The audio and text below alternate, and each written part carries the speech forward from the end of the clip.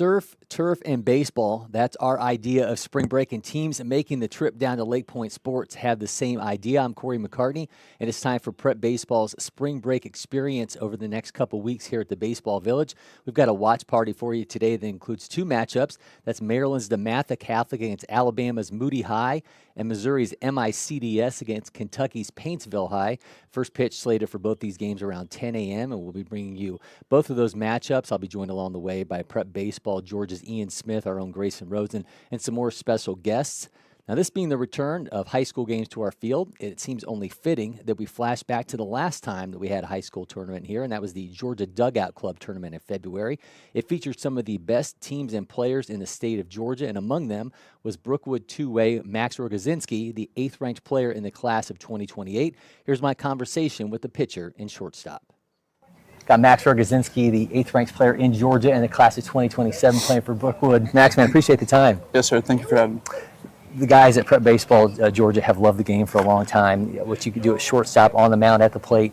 How would you kind of describe yourself as a player, and what did you feel like when, in a loaded toolbox? Like, what are those really big skills for you? I mean, I'm always trying to do my best on the field, perform as well as I can, and help my team out. Tell me a little bit about the mentality at the plate. I mean, going plus 90 now in exit velo. Are you a guy that goes up there with a plan, or are you more just going off what the pitcher's giving you? How do you kind of approach an AB? I mean, I'm always trying to put a barrel on the ball wherever it's pitched, you know, take it that way. If it's outside, take it that way. If it's inside, pull the hands in, put it in the trees. When we talk about you on the mound, I know you're getting a little bit closer to 90 there in the top out on the fastball. Think about a year ago, freshman at Brookwood, and you had Jackson Barbary, had Charlie Foster, Clinton Harris. When you're watching 3 SEC arms as a freshman, what do you learn from those guys that you're now kind of able to take into year 2 of your high school career? I mean, yeah, it really inspired me to, you know, like, take on their legacy, do what they did. And, you know, they had a great season for us last year. Really inspired me. What did you focus on this winter that you really wanted to take into this year and thought, you know, okay, I went through this during my freshman year, I went through this during my summer travel season, this is what I'm expecting out of my next year? I mean, really this year I want to be more of a leader for my team and help out like more, just like make this team as good as possible. You know? What are those things that you felt like you needed to do then to be a leader? Was it to be more vocal? Was it how did you approach that? Obviously, be more vocal. Mostly just lead by example, you know, just like get out there, do your business, and then hopefully they'll watch me and hopefully inspire the younger ones. We've got you a pregame here for your Georgia Dugout Club tournament. What's that process for you? Are there things that you've got, like, if I don't do this, this, and this, I don't feel like I can have a great day? I mean, I'm not too much like that. Just make sure I have a lot of water in my body, a lot of food. That's pretty much it. All right, what's the pregame meal? Is there at least a pregame meal that you got to hit? Not really, just it's not really a pregame meal, just a big meal. You know, okay, all right, just get full, get that fuel, get ready to go. Yes, all right, sir. I love to see guys take their skills and put it in motion for us. So we're going to get a ball in your hand, bat. Let's see you do what you do. Sound good? Yes, sir. Okay, so first grip, I go fastball. I like to get behind the ball a lot, fingers mostly together, just straight 4-seam fastball. For my 2-seam, I go in between the seams here, still together. I mostly go on this side of the ball to get that run. Curveball used to go this way, but now I've been going this way now to get more 12-6 movement and more control. For my changeup, it's mostly circle change on here and really trying to get that movement down there. So my routine when I step in the box, I usually want to get in the back of the box, and this part of the plate is lined up with my foot. I just go tap here. I'm just trying to hit the ball wherever it's pitched. Just gives me a good range to find the ball. Keep the hands about right here to like really get that movement, be on time for the ball. Max, man, thank you so much for doing that. I appreciate it. Of course. If you're not already, make sure you follow LakePoint Sports on all our social media channels. Hit that subscribe button on YouTube, and you get so much more happening here on campus.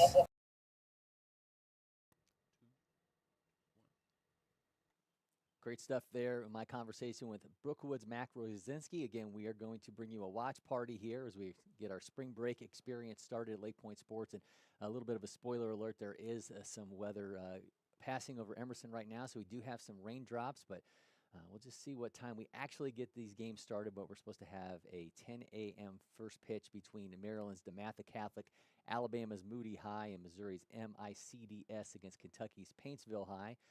See if that does get started on time. But again, some raindrops falling here outside of our studio and onto the fields here in Emerson, Georgia.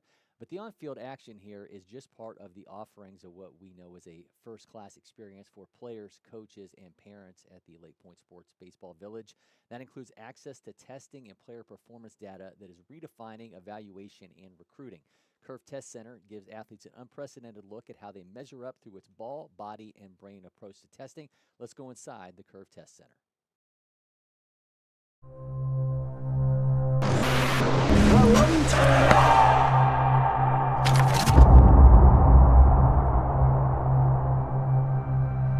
We're here at LakePoint Sports, the site of the first Curve Test Center. There will be lots of Curve Test Centers, but this will always be the first. And why are we here? Here for a couple of reasons. One is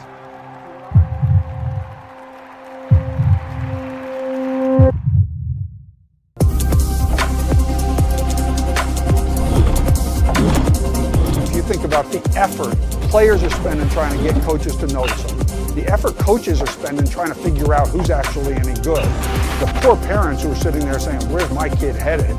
This is the answer for all that.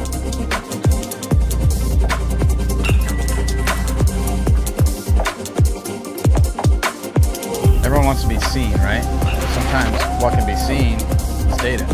So it's hard to get in front of coaches at all these programs at once, or even the school you really want to go to. So using data helps us a ton. And as long as it's reliable and there's something that can give us better information with the small sample size is what we're looking for.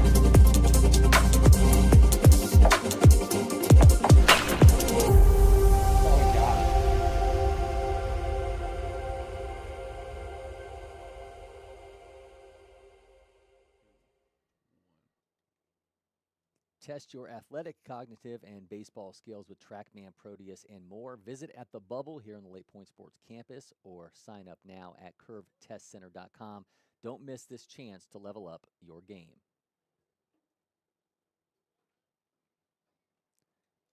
Again, we are eyeing a 10 a.m. first pitch as we bring you the watch party from the first day of the spring break experience. Going to take a little bit of a break here in studio, and we'll join you just ahead of first pitch.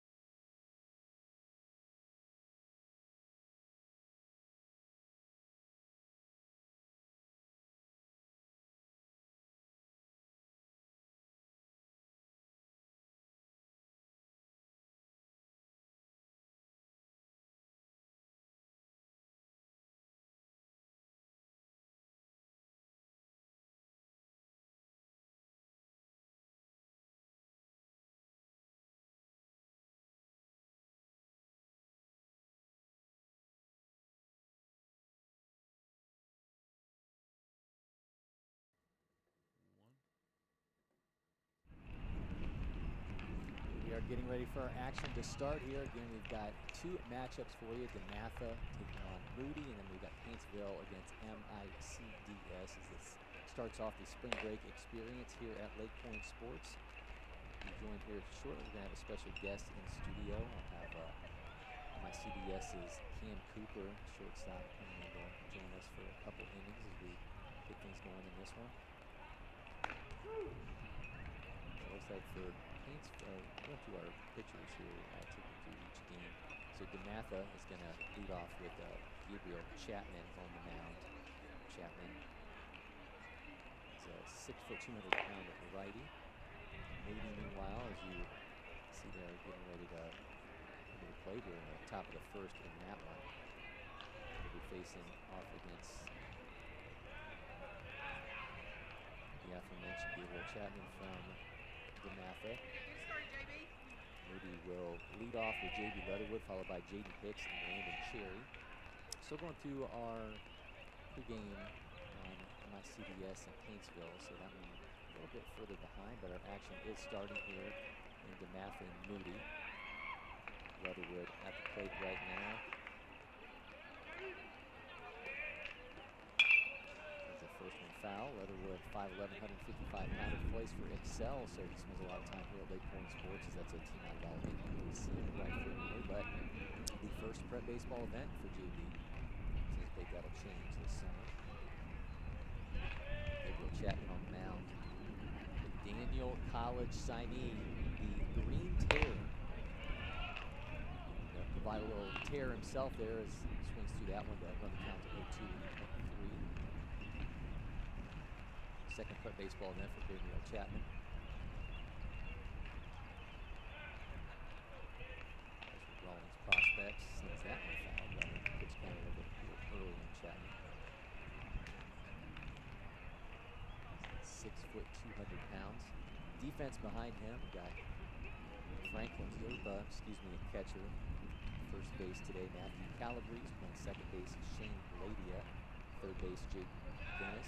Shortstop is Brooks Franklin, the Navy signee. Meanwhile, the outfield goes Bryce Palms in right, Jonathan Bud Coombs in center field, and playing in left field today, Ben Brown.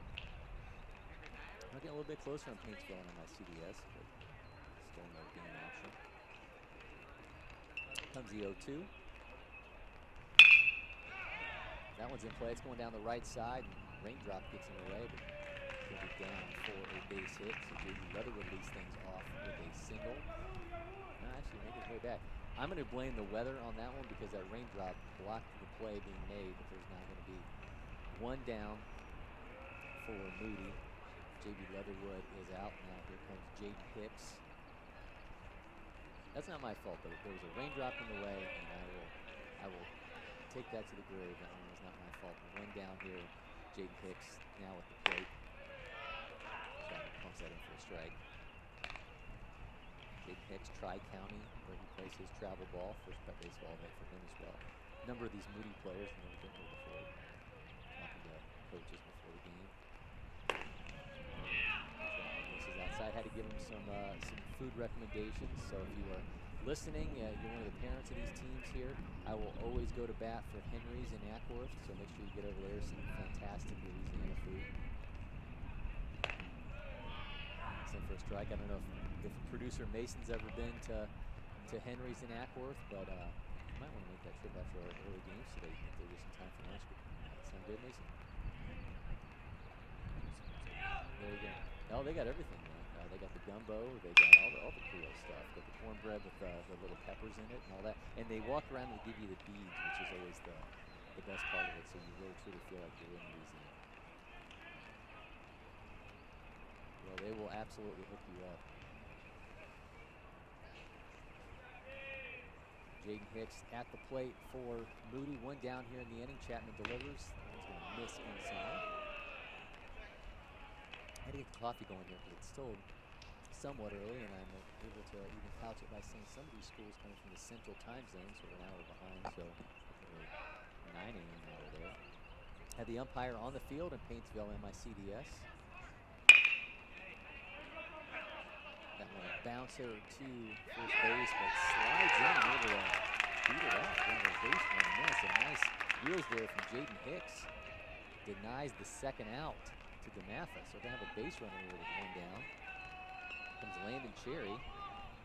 Cherry, the Bevel State Community College signee. He's the 8th ranked catcher in Alabama, 92nd overall in the class of 2025. That's a big body, 6 foot, 185 pounder steps in. Exit velos around 93.6.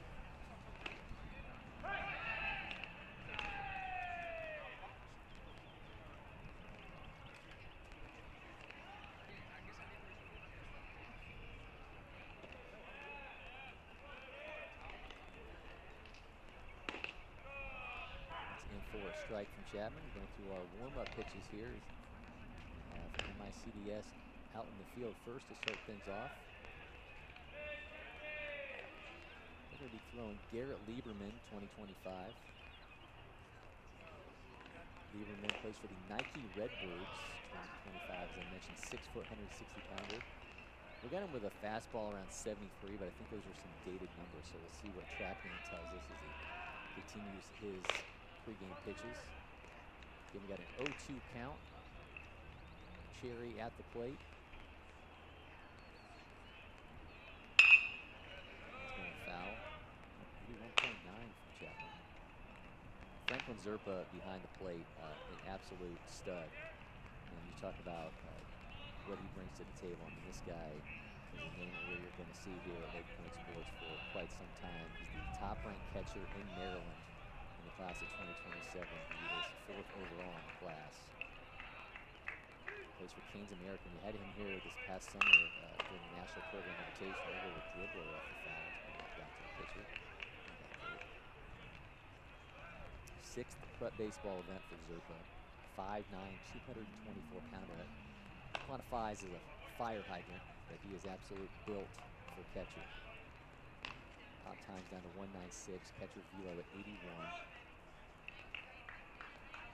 And still waiting for our first guest from this watch party. Expecting my CDS's Cam Cooper, the shortstop, to stop by. Nice play at second base, but the ball gets away from the first baseman. Called him safe at first. So Paintsville in business here to start things off against MICDS. Still got Landon Cherry at the plate. He's got a 1-1 count against Garrett Chapman.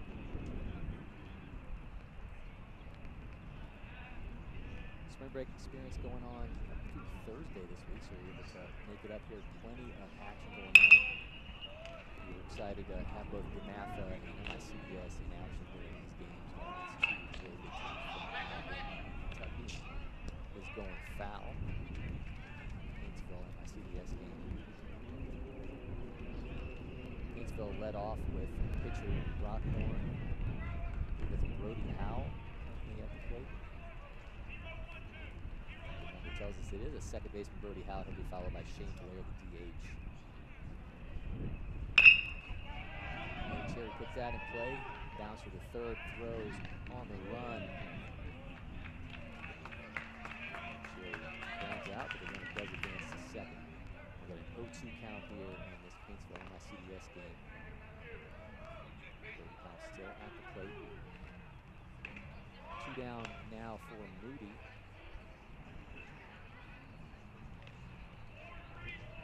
From Landon Cherry to J.P. Sands, their first baseman today.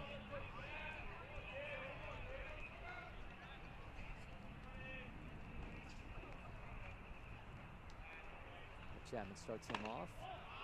Just misses Zerpa, try to pull that back in. Nice attempt at pitch framing there from, again, one of the top catchers in the nation, #1 in the state of Maryland in this class. 2-1 is the count to J.P. Sands over in Paintsville. Excuse me, we got J.P. Sands at the plate right now for Moody. So lots of juggle here, folks.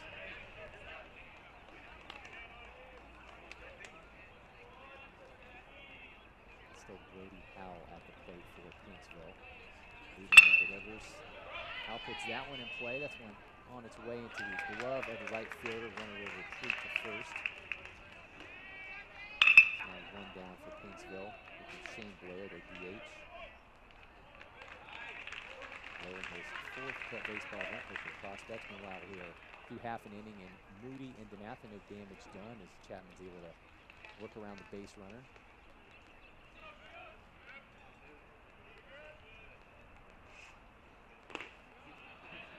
And he's going to send Ashton Morrow out on the mound.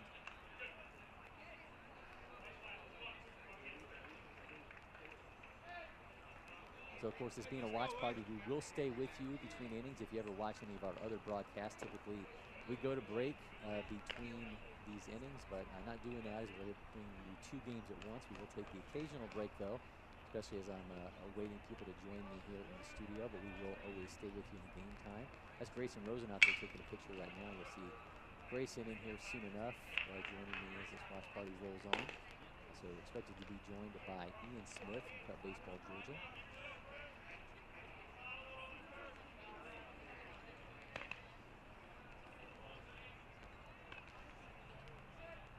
Got a 1-1 count here with Lieberman on the mound. Fights that one off, goes foul.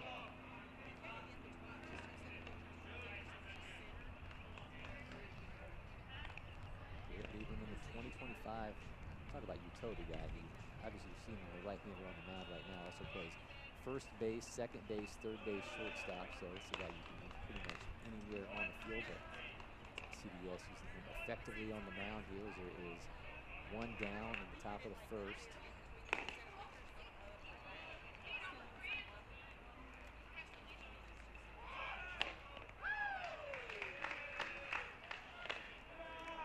And 2 down as Lieberman gets the strikeout.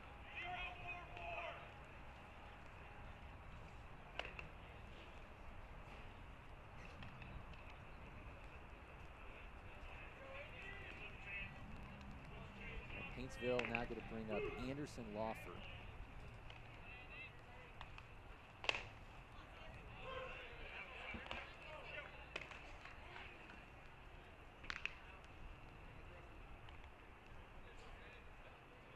Lawfer plays for Ohio Elite Baseball, 5th prep baseball event for him, including the 15U National Championship. Nasty breaking pitch there from Garrett Lieberman, but it's going to miss for a ball.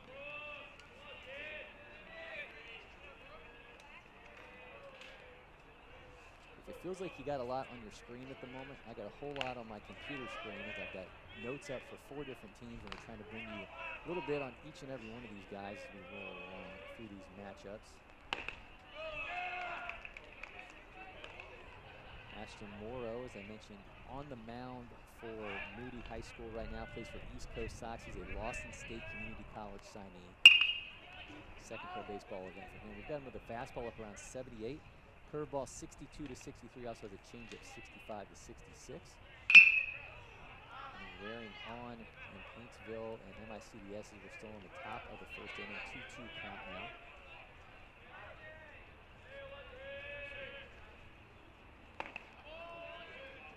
Got Anderson Lawfer, the center fielder, at the plate right now. Lawfer puts the 2-2 in play. Gaffney's going to get through to the left field for a base hit. So Anderson Lawfer advances the runner. Paintsville's going to have him at first and second with 2 down here in the top of the first. We'll bring up Luke Stratton, the 3rd baseman. Word has it that Cam Cooper from my CDS is making his way over to the studio now.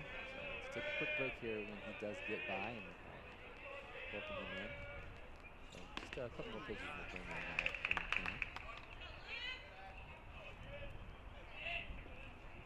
See if we can get through this half an inning in this MICDS-Paintsville game. We'll bring him on to talk about his guys.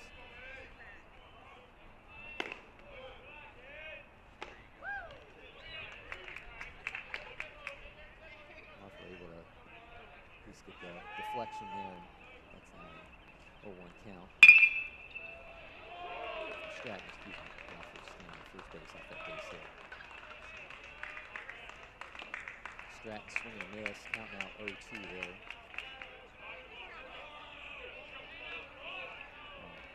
Dematha has Bud Coombs up right now with 1 down.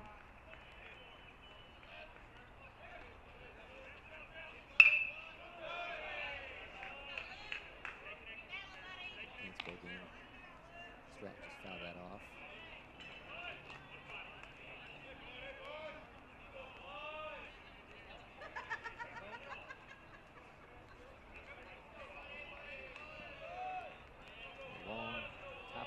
here for Lieberman. Swing and miss, goes down on strikes, so strands the base runners. Paintsville MICDS scoreless. We're going to take a quick break, at least here in studio. And when we return, I'll be joined by MICDS shortstop Cam Cooper.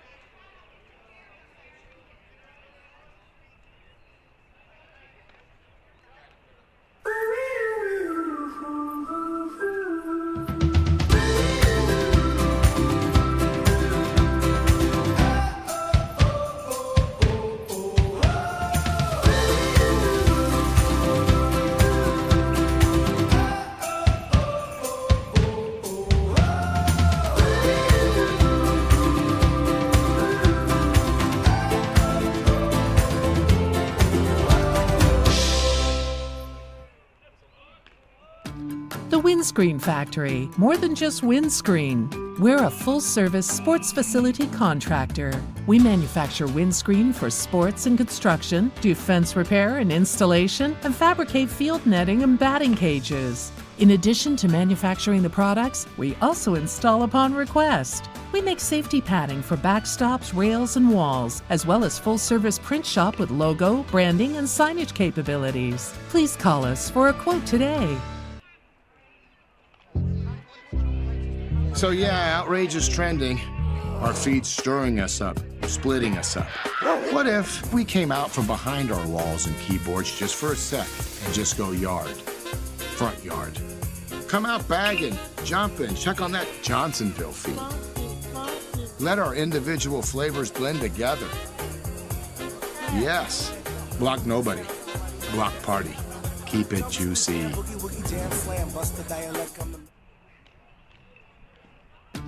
The Windscreen Factory, more than just windscreen. We're a full-service sports facility contractor.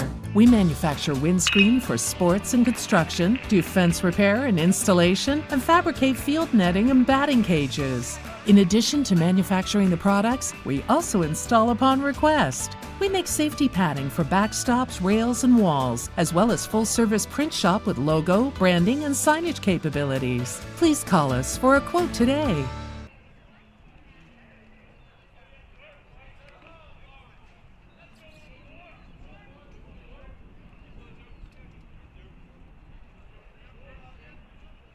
Back in studio, now joined by MICDS's Cam Cooper. We continue on with our watch party here from the Prep Baseball Spring Break Experience. Cam, man, welcome in. We got you just in time. Your guys coming to the plate for the first time. And first of all, welcome to LakePoint Sports. Yeah, thank you for having me. Yeah, excited to be here. Weather's a little nicer than St. Louis. Not at the moment, though. It's we got cloud cover. It's supposed to get warmer as the day goes on. It's going to get nicer as the week goes on. So we'll get it for you. We just don't have it right now. I'm looking forward to it. All right, so we got LJ Triplett at the plate right now for your guys. I know you're a football guy, and we're going to get into why you're currently sitting here in the studio with me and not out there playing a shortstop for your squad. But you guys I was looking through the roster and some of these metrics on your guys, just some absolute athletes on this team. Yeah, for sure. Yeah, LJ right there, as you saw. He was a DB, all-conference guy. Like, a lot of these guys are two-sport athletes, and you can see a lot of those skills transferring over to the baseball field. So it's exciting to, be with those guys in multiple seasons and then seeing them prosper in the spring. David Levinson, DH, now at the plate is going to be followed by Brian Gould playing shortstop today. You're middle infielder, shortstop, second base, but you're here in the studio with me right now. We talked about this a little bit on the field. Football kind of got in the way of the beginning of the baseball season. Yeah, towards the end of the football season is actually the semifinal game. A little stronger.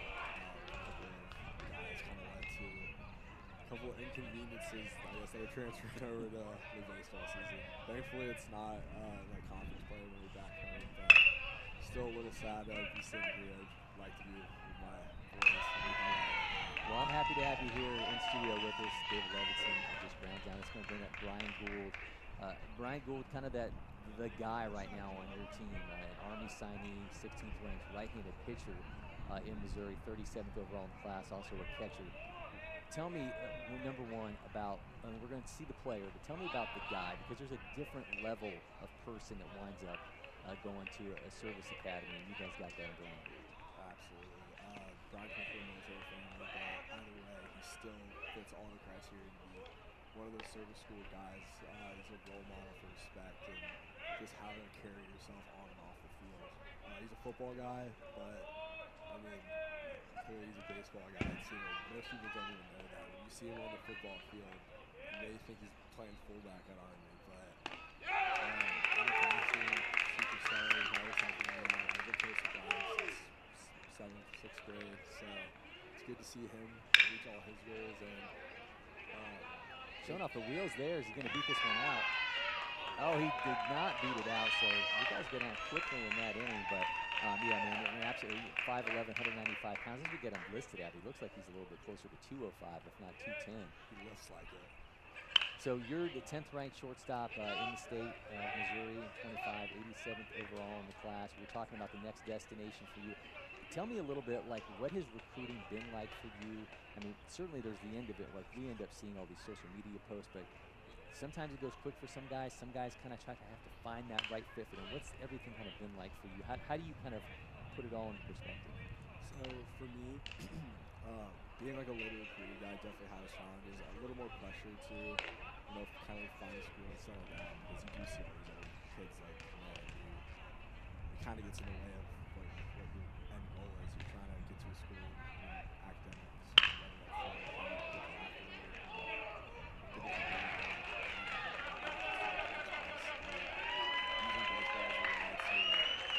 kind of put myself in a position to be successful after high school, huge help, and making sure I do get to a school that's going to make that possible for me is a really good thing in this upcoming school. When you're a guy who goes through kind of a later recruiting process, does it make you kind of view it differently? I mean, you kind of, I guess, have a different perspective on it? Because some of the times, like, we'll see, once that August 1st window opens up for the guys who are juniors, we see so many of the guys, going to Vanderbilt, going to Clemson, Notre Dame. And I think it kind of used to get caught up in the names and not necessarily trying to think about it as you're talking about, like, trying to find the place where you're going to get that best education and that best fit. Did that allow you to kind of have a different perspective on it? Absolutely. It made me really take some time to myself and think about what's going to be important for me opposed to, kind of just having the same mindset as I did freshman year of just wanting to post academic posts and kind of doing it for others opposed to doing it for myself. Comparison is the thief of joy. I love that. So, Dematha off to a 2-0 lead over Moody. Meanwhile, your guys, MICDS back out in the field, got a pass ball and an advanced runner for Dematha. Oh man, that's an absolute rocket off his bat, 86-4. That's got him on the run to the left field. That looks like it's going to be trouble. Taking off for second base. He's going to hold those. That goes down into the corner. He will, in fact, hold at second. So we got a lead-off double for Paintsville. And the pitcher on the mound for you guys right now, Lieberman. Tell me a little bit about the arm, kind of what we can expect to see from him as this game goes on.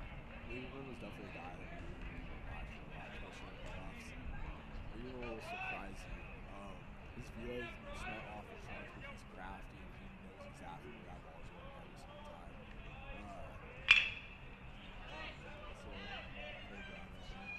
Oh man, we got to pull him off the bag. Does he typically play short? Do you play second, or is it usually flipped? He usually plays third or catcher. But back to Garrett, I mean, he's a really good teammate and even better baseball player. Garrett Michaels at Tampa next year, so that would be really exciting. Yeah, you mentioned going on to Tampa. Tell me about the draw there. I mean, obviously, you mentioned weather being here in Emerson, Georgia. When you go down to Tampa, it's going to be an entirely new level for that. But what was the fit, both academically and athletically, for you? So Tampa definitely,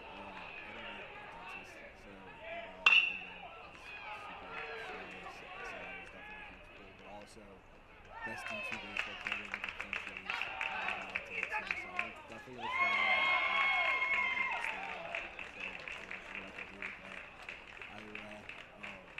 I'm super excited for fall and for what's next to come. You said comparison is the thief of joy, and I love the philosophy side of that. And certainly there's this mental side to baseball that I think sometimes we kind of take for granted. Are you a guy that kind of plays into all that, like mindset and all that stuff? Because when you start pushing out quotes like that, that certainly speaks to a different level of thinking about the game. Absolutely. I mean, they call us weird on campus. I mean, before the game, they'll everything with their shirts off in the outfield. No shoes, no nothing. Kind of just feeling the vibes, making sure you can be your best self. I think if you're in a good headspace. Where'd you pick that up from? Coach. we started doing it like my sophomore year, and I had a really good game. I did it again, had another really good game, and then I kind of stopped just doing it for, trying to have a good game. I did it for myself to see how I actually felt. I took that off the field. Did you guys do that before the game today? Because this is turf, Okay. No, not today. All right. I wasn't sure if it counted, if it's actual or not, grass. If you got sand underneath this concrete, I wasn't sure if you do it on not real grass, if it doesn't actually count. I feel like that's I agree with that. All right, so we talked a little bit about the middle name, Espen. Yeah. Tell me about the genesis of that. So, I mean, ESPN, Espen, Yeah. that is what it's from. I do get some questions about that, if that's my actual name. It's on the way certificate, so. You could almost look like it, like, man, that dude's got some confidence. Like, he's a little full of himself. Like, he's like a walking highlight, that you would throw that out there. But that's legit. We're not boasting. Yeah, my dad, huge sports guy. My mom, she is from Russia, so like she wasn't as familiar with Bolivia, but my dad slipped that in when I was, getting my birth certificate, I guess, and it's honestly been a huge sector of my life as I am today. Do you speak Russian? I just speak it. You do? Can you call the next play that happens in Russian? I don't think I could do that. I might No? be able to in German. My mom's also German. Oh, okay. It's like, So do you speak German then too? Yeah. Okay, all right. Well, I think I might be able to. Okay, let's do this then. All right. Who's up the bat right now? Das ist Harrison. You're putting me on the spot. Okay, wait. All right, you got this. No, I got this.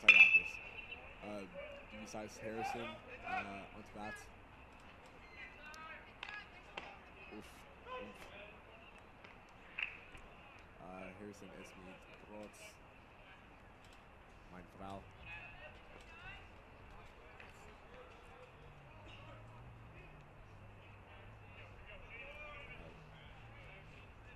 Bye-bye. Bye-bye. Well, I can drop in his Dankeschön every once in a while. Oof. Yeah. Pizza. There you go.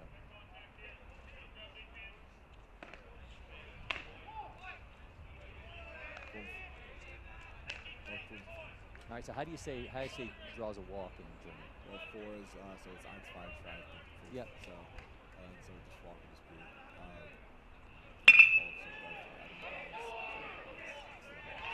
Okay, that's not bad. yeah. Honestly, I think it's easy to learn Spanish. For a lot of You speak Spanish too? not as well.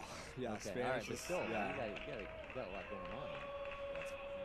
MICDS definitely makes you put the student athlete, so pretty hard on us there. So MICDS, and obviously the name is Mary Institute in St. Louis Country Day School. How often do you guys refer to it as all that and not just say MICDS?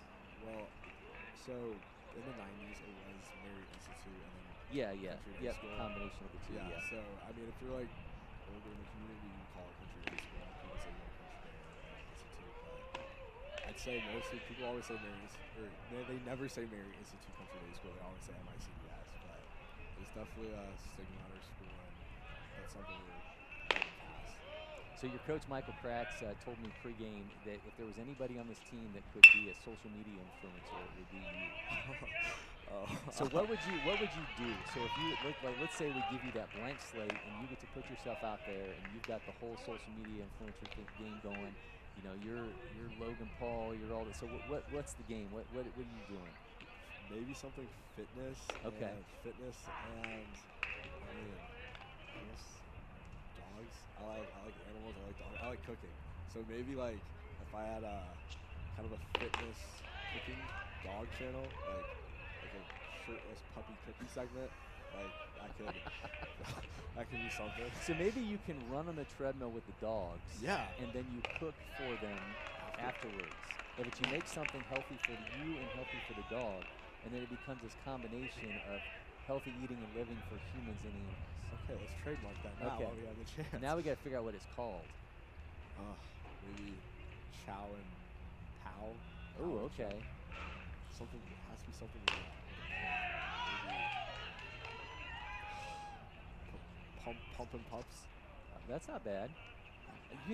Collars is a barbell collar, and it's a dog collar. So Right. maybe there's something with collars that becomes that And then combination. collard greens. are Yes, healthy. yeah.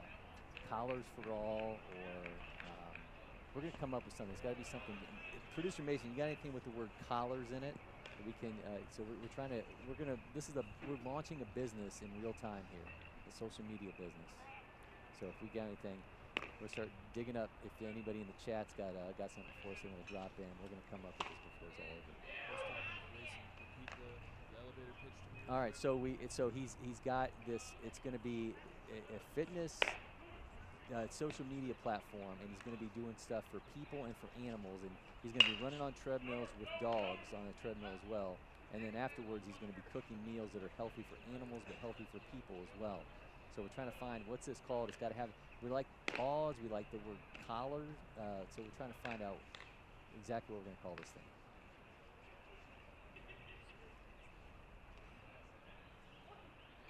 We're going to figure this out. All right, meanwhile, I got a runner at second base now in the form of Harrison Sirkowski, left fielder. Grayson's a guy that came into the program this year. He's a pitcher. Super excited for his upside. One thing I like to do is you find movie titles that have something in it, the name you're looking for, and you kind of do like puns off of it. Yeah, so that could be what we do. Something off the collar with that, or you said pause. They could have ChatGPT it. You could do that. Yeah, that's cheating though. Oh, So right. you know. Oh, Hardy Paws. Oh, That's it right that's there. it, Yeah, that's Hardy it. Paws. That's your business because it's Hardy because the food is Hardy, and Paws because obviously the animal. So Hardy Paws. That's it. That's what it's going to be. And then it's also like the animals. Yeah. So Yeah. yeah. We just came That's through. it. Yep. Yeah, trademark that now. All right, love it. So we'll have to make sure Coach Katz knows that we launched an entire vehicle over in here. So Excited. he told me hang out with Edmund's son. Yeah. So tell me a little bit about that relationship, hitting together. So you hit with Jim Edmonds. What's that like? So freshman year, I met Random. We played in the summer together. We were in the same organization, and then he was one of the guys that actually vouched for me to like really get back into baseball. I didn't know where I was going to play my next season of baseball. And Jim got me a couple of runs for the tryout, and from there, I fell super in love with the game. I might have been a lacrosse player. So after that summer, I definitely tried to lock in. Everything, but my relationship with him has been a great mentor. It's kind of made me go back to like being a kid and making sure I'm like having fun on getting a swing. Like obviously like lessons are good and everything, but Jim has made it very clear that no one can body blow me and I can use all my skills and all my connections to put myself in the best position possible at all times. Man, he had an absolute cannon. There's a lot of people that think that he didn't get a fair shake in the early voting for him in the Hall of Fame. That he fell off the ballot really quickly. Man, I don't know if you've watched any much defensive highlights from him. He was an absolute beast. Yeah, the catch, yeah. Yep. So you Cardinals fan then? Yeah, big time. Big, Mason fan. Okay, nice. Everything's funny. Well, being a fitness guy, were you mad that Tyler O'Neill? Oh, absolutely. Yeah. I would see him all the time. I would see him when I was working out at Marvel. He'd be there too. All the Lakers getting me excited. I bet Dad was Mr. Olympian from Canada. So he knew. Not only did he have obviously a guy that was jacked, but a guy who knew how to lift from his dad having that bodybuilding background. Yeah, definitely functional muscle for that guy. Yep. So you're into fitness. Is that something you thought about as a career too? You talked about being a dentist. I mean, it could be like a fit dental. Yeah, we could get a maybe. whole thing. I have a bunch of different arms of this business. For Yeah, you. like some like the lab coats, but like no sleeves. I like that. Yeah. Okay, what is it? Positive health. Oh, Man! All right, so we got Okay. Hardy Paws and Positive Health are our two. Yeah, we're workshopping all this stuff. Maybe we can have a logo created by the time this is over with as well. I was actually gonna pitch that. Yeah, we'll go put on some T-shirts and have those made up. Bunt down goes foul and things for MICDS. Meanwhile, Dematha's got a 5-0 lead over Moody. Uh-oh, something good just happened. So, yeah, I think we just have. We're a split second behind real time. And ropes that one up in the middle, and so Moody's going to have a base runner here in the top of the second inning. So football career's over with now. What was that kind of reality like when you kind of put that part of your athletic endeavors to bed? Honestly, it was definitely, it was sad. It was bittersweet definitely at the end. Playing football pretty much all my life. But I'd say like the main part that got to me was leaving my friends behind. At the football field, having those memories. And yeah, as you can see like right there, Brian, that was a big part. A lot of us played. I really can't stress. You got to see Brian on the football field. It was, you would not think he was a baseball player. But a lot of the seniors, I think we had like some of the most seniors we ever had play football come out this year. And playing for each other versus playing for the sport, it's a whole different flavor of the game, and it really makes you come to practice and Triple with the foot to first to get the out. Really makes you come to practice and like take on games and use your last moments you have with each other a lot differently. So we've got you metrics-wise, and tell me if these numbers are old or if you've bettered all these. We've got you with a 6.94 in the 60. Oh yeah, I would say 6'6". 6'6". Yeah. All right, 6'6" in the 60. All right, the exit velo, we got you around 91 with a bat speed of 74.9. I don't want to like boost Can you it get too triple much. digits? Oh yeah. I don't want to boost it too What much. is it? I would say like 102, 103. Like, I mean, I wouldn't say like all my skills like just based on like metrics. I don't want to be a showcase guy. Okay, but I if would say yeah. but the prep baseball profile's got all the numbers, and I think sometimes when the numbers aren't reflective of reality, sometimes it becomes an issue. That one's all the way into the outfield. Run's going to score for Paintsville. Going to have an RBI double and make it 1-0 in the top of the third. But I think there is that reality of it, right? So like I'm talking about, we're talking pregame, and I told you, how am I already not seeing? Why was I not seeing committed next to you on that profile when I see these kind of numbers? Then you're telling me the numbers are even better than this. So how do you then like approach a showcase when you can talk about the in-game numbers being so much higher? Do you feel like you're a better game guy than you are a showcase guy? I would like to believe so. I think getting that like extra kick, that adrenaline rush, and like getting in that flow state, a lot of people call it, is something that you just can't replicate in a showcase. And like even if you are like a showcase guy, and you could bring that into the game. I think once you step onto the field, like that's when it really matters. And if it's cool if you could have 105 off the tee, but 105 in a game is worth a lot more. This is your fourth event here, fourth event for prep baseball. How many times have you been to LakePoint Sports before? I think this is my third time. Third time? Yeah, so it's great coming back. Probably my last time here. So were the fields redone last time you were here, or were they the old fields? I think they were the old fields. Okay, because this is our second year with these new fields. So kind of, what did you? I mean, obviously you're seeing them from a different angle here. We've got the overhead view there down in our graphic as well. What did you think when you stepped into them? Because these got redone. I'll tell you too. It was a year ago in December, and that's a dribbler to first base. He's going to touch the bag, and one's going to advance to third. So they stripped him down to concrete in December, and then by February we had game action going on. So it was done really quick, and the first reactions, guys were just blown away last February when they saw these for the first time. So having been here in the old fields, what was the reaction you saw from the units? I think the new ones are absolutely gorgeous. I mean, almost made us want to earth on turf.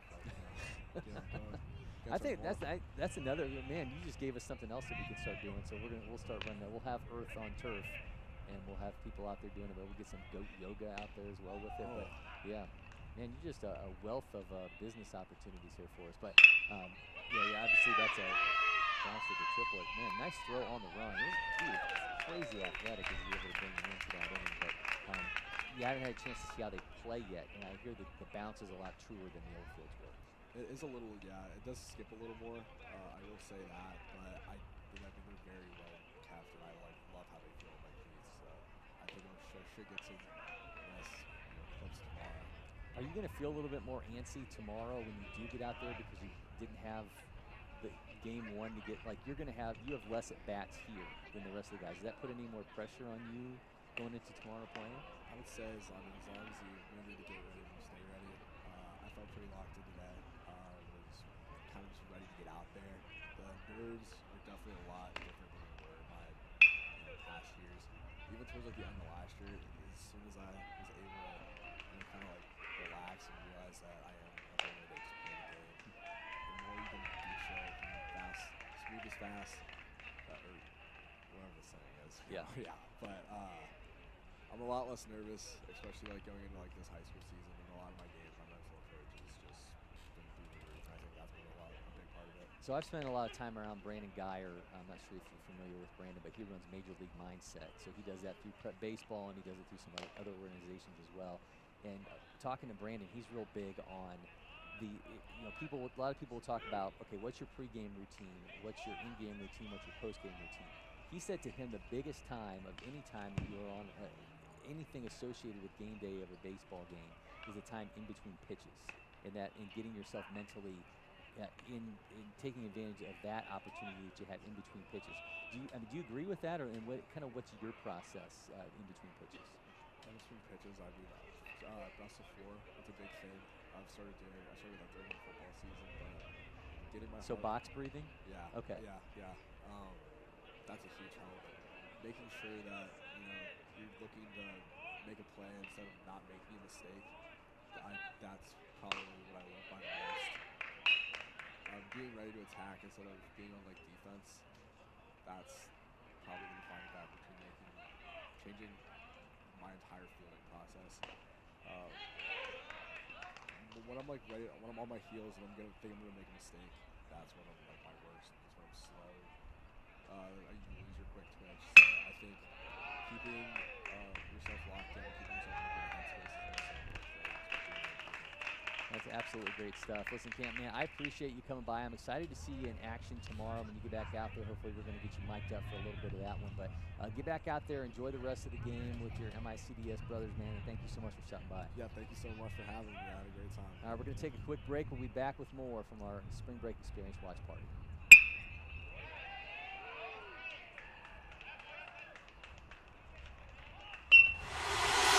Next.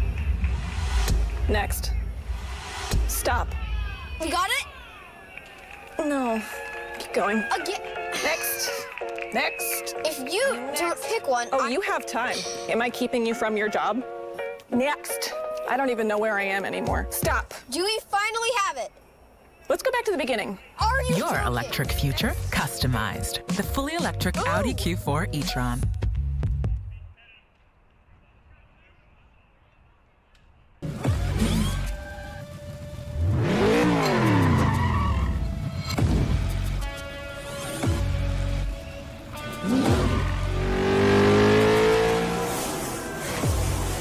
Making every second count. That is how I live.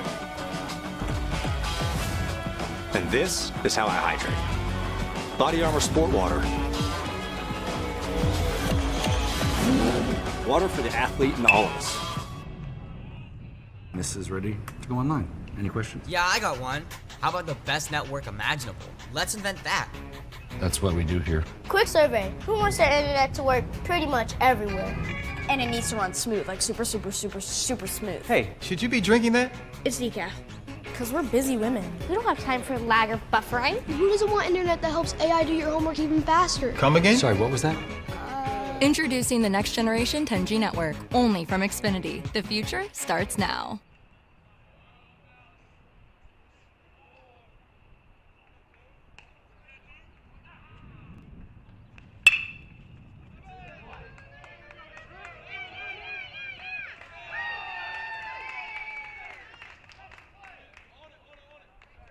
At Academy Sports and Outdoors, you'll always find more fun with great brands at the best prices. More of this, and this. So you can get together for a little of that,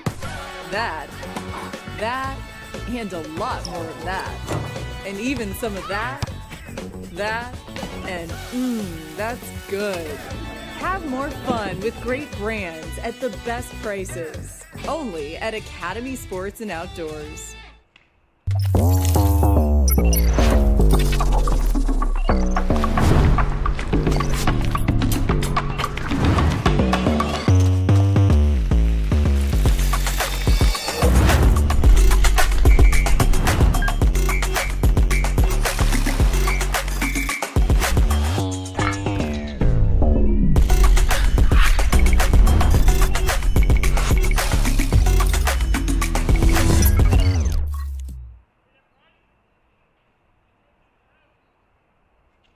first one I picked up, I just liked it the best. And like I said, I tried a lot of different companies, a lot of different models, and I fell in love with Old Hickory for sure.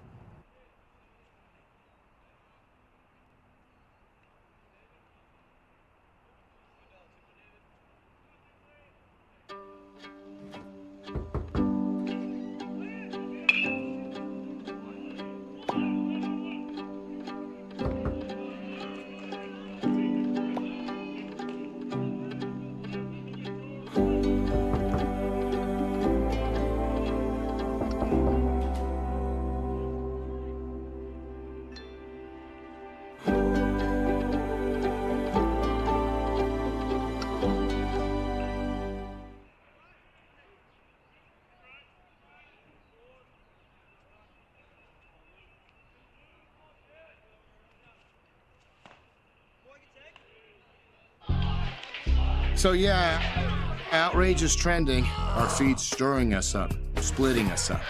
What if we came out from behind our walls and keyboards just for a sec and just go yard, front yard? Come out bagging, jumping, check on that Johnsonville feed. Let our individual flavors blend together. Yes, block nobody, block party. Keep it juicy.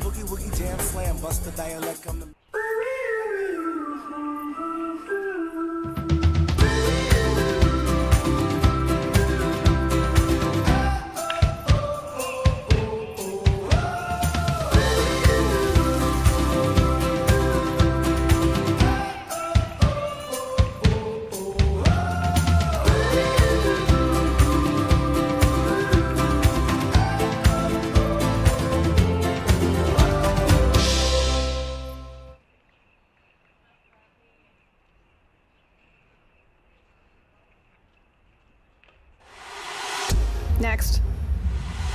Next. Stop. You got it? No. Keep going. Again. Next. Next. If you don't pick one. Oh, you have time. Am I keeping you from your job? Next. I don't even know where I am anymore. Stop. Do we finally have it? Let's go back to the beginning. Are you Your joking? electric future customized. The fully electric Audi Q4 e-tron.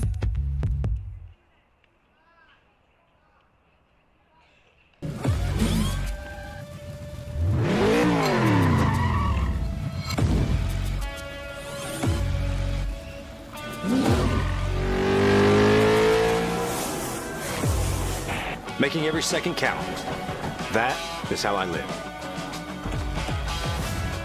And this is how I hydrate. Body Armor Sport Water. Water for the athlete in all of us.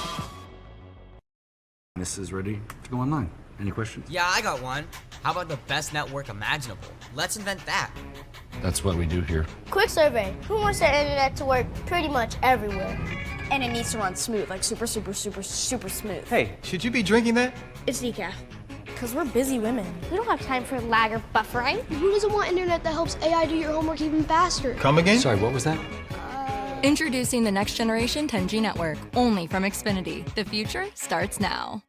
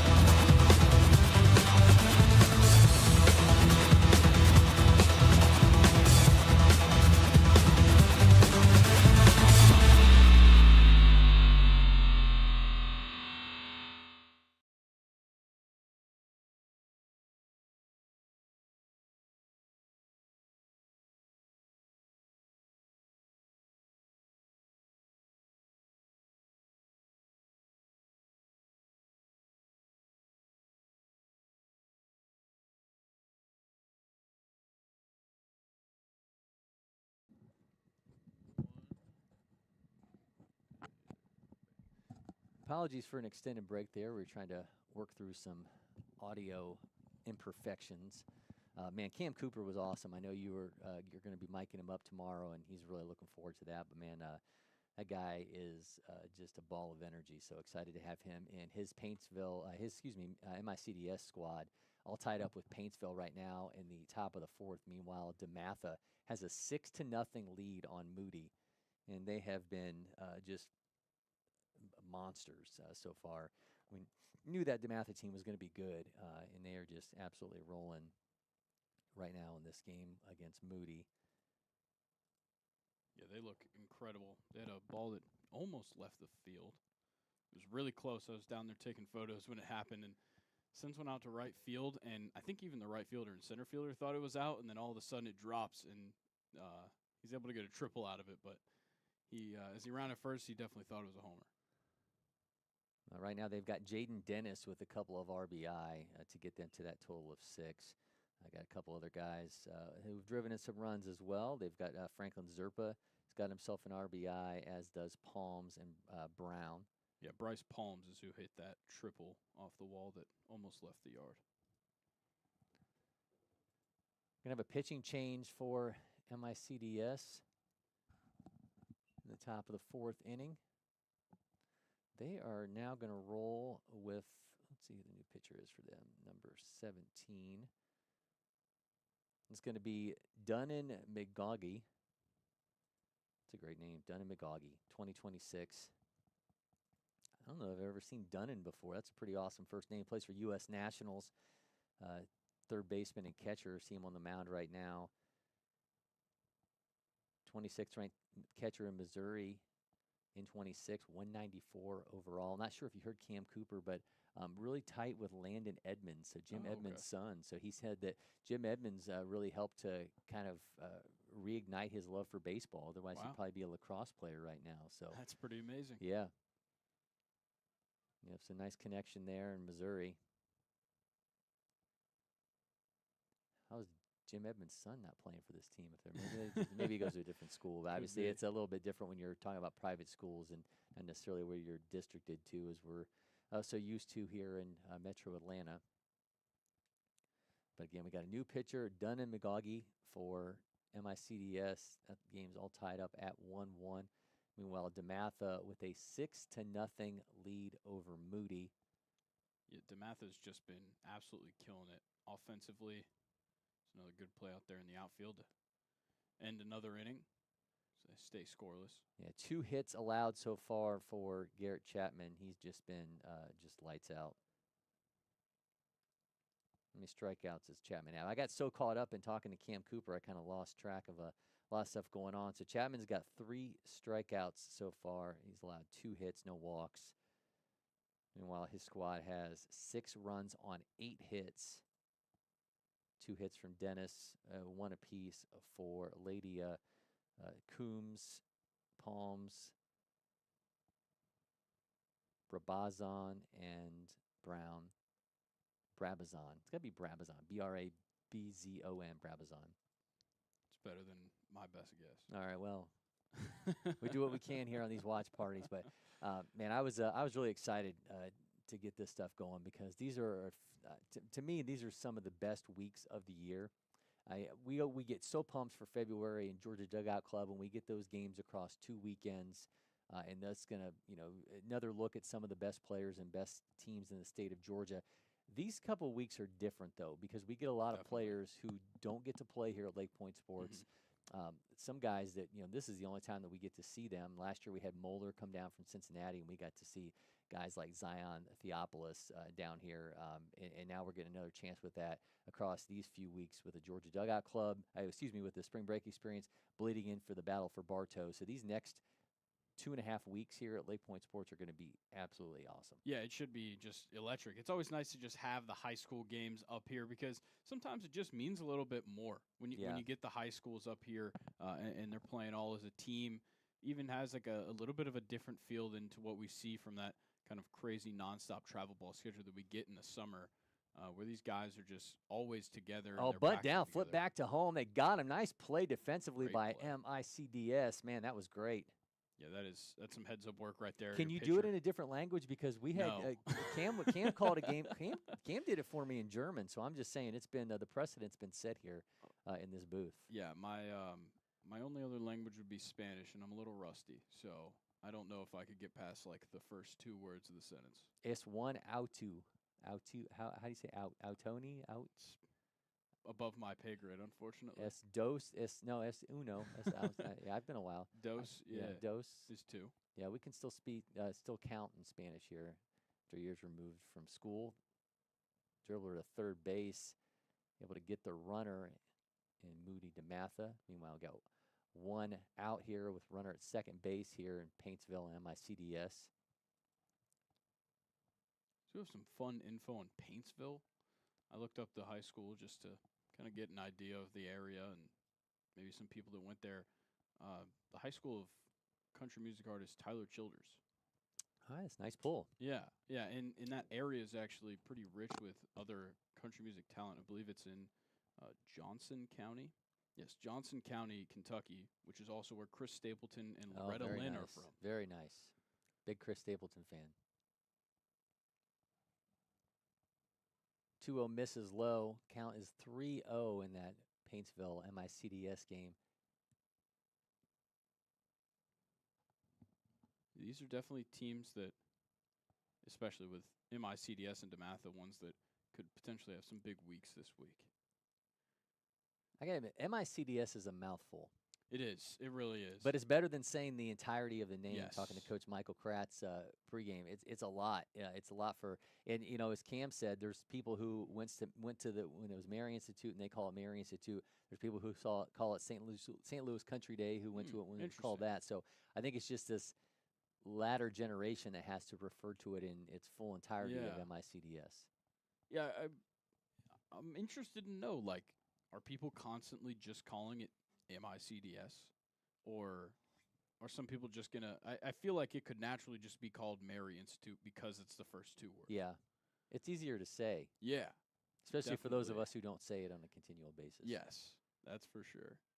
Or we just call them the Rams. Maybe we should, like, call their front desk and see what they say. Oh, yeah. Just see what the receptionist says. Yeah, and what does the receptionist say? Then we figure out how long she's been there. Because if she says the whole thing, maybe she hasn't been there very long. Oh, it's smoked. Yeah.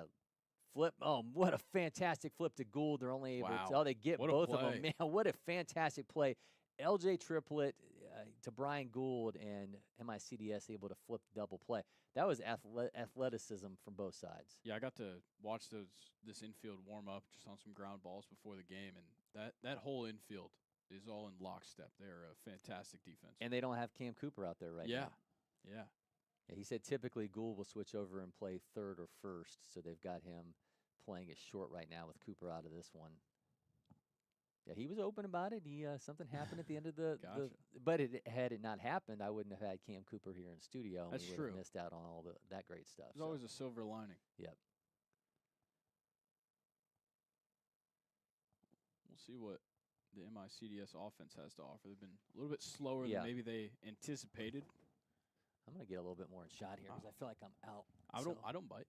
No, you don't. Well, this is when we do these watch parties, they're free flowing. Yes, that's very the biggest thing that we stress here. All right, so Paintsville still has Brock Horn on the mound. Brock Horn plays for Mid-America Prospects. He's been awfully strong so far. I mean, we talk about these MICDS bats. It's not just that they're coming down here from Missouri and waiting to get going. They're facing a pitcher right now from Kentucky who's more than holding his own. Plays for, again, Mid-America Prospects during the travel season. Second prep baseball event for him. We've got the fastball around 78, but you mix that in with a changeup that dips about 10 miles an hour lower than that and a nice little curveball. Makes for a bit of a headache for these bats. Yeah, and MICDS, definitely an offense that, as of right now, is leaving a little bit to be desired. I mean, only 2 hits in this lineup. You did get a run out of that LJ triplet RBI hit, but still a lot more to see. That was just left hung up in the air to Harrison right field. Sirkowski at the plate, and he's going to fly out for the first out. So these will be the only games that we bring you from this set of the spring break experience. We'll be back on Saturday. It's going to be a Champions Weekend here at LakePoint Sports, which are always a whole lot happening on campus. This next one is the Public Legends of the Spring Weekend, and that's going to also, along with the action that we have here on these baseball fields, we'll also have a Rise Hoops event over the Champions Center as well, and there'll be plenty more going on at the at the Beach Pavilion and Publix Field. So you want to come out Friday through Sunday. They'll have a whole lot going on in that one. And there's some excitement about what's going to be happening here at the crossroads of the baseball village at 11:30. Publix Fields and Monument Grills coming together for a grill showcase. So you a grill guy? Yes, very much a grill guy. It's maybe my preferred cooking method. I got into smoking meats, and that kind of just overtakes everything. That's fair. Yeah, then it becomes more like, I think about it more like, are you painting a house or are you painting a picture? And when you're painting a house, you're quick and you're just getting, Fair. yeah. Yeah, But when you're just trying painting to a get the picture, job done. you're layering things and you've got a game plan and you got to map out all of it. Yeah. Yeah, that's what happens when you smoke meat. Yeah, my dad has, we have this giant smoker that my grandfather made out of an old water heater. And oh man, we got that thing is it's insane. But my dad's been using that for I think over like a decade, and so I've seen him do it. But I don't have the time commitment, nor do I have the patience for smoking meat. I think. So your dad has the engineering side to him. Yes. Clearly, Grandpa has the engineering side. Has it passed down? Well, so the grandfather's actually on my mom's side. Oh wow, okay. So I think I just get it. Well, forever. clearly that's what had initially attracted your mother to him. Was I guess so. Yeah. That's a strikeout right there. Good work by Paintsville in this inning. I've been really impressed with Horn so far. I mean, again, we mentioned the work he's done in kind of stopping this offense from really getting rolling. He's allowed 2 hits so far. 2 errors have been committed by MICDS, but none for Paintsville. And again, a big part of that, Brock Horn, and what he's been able to do on the mound.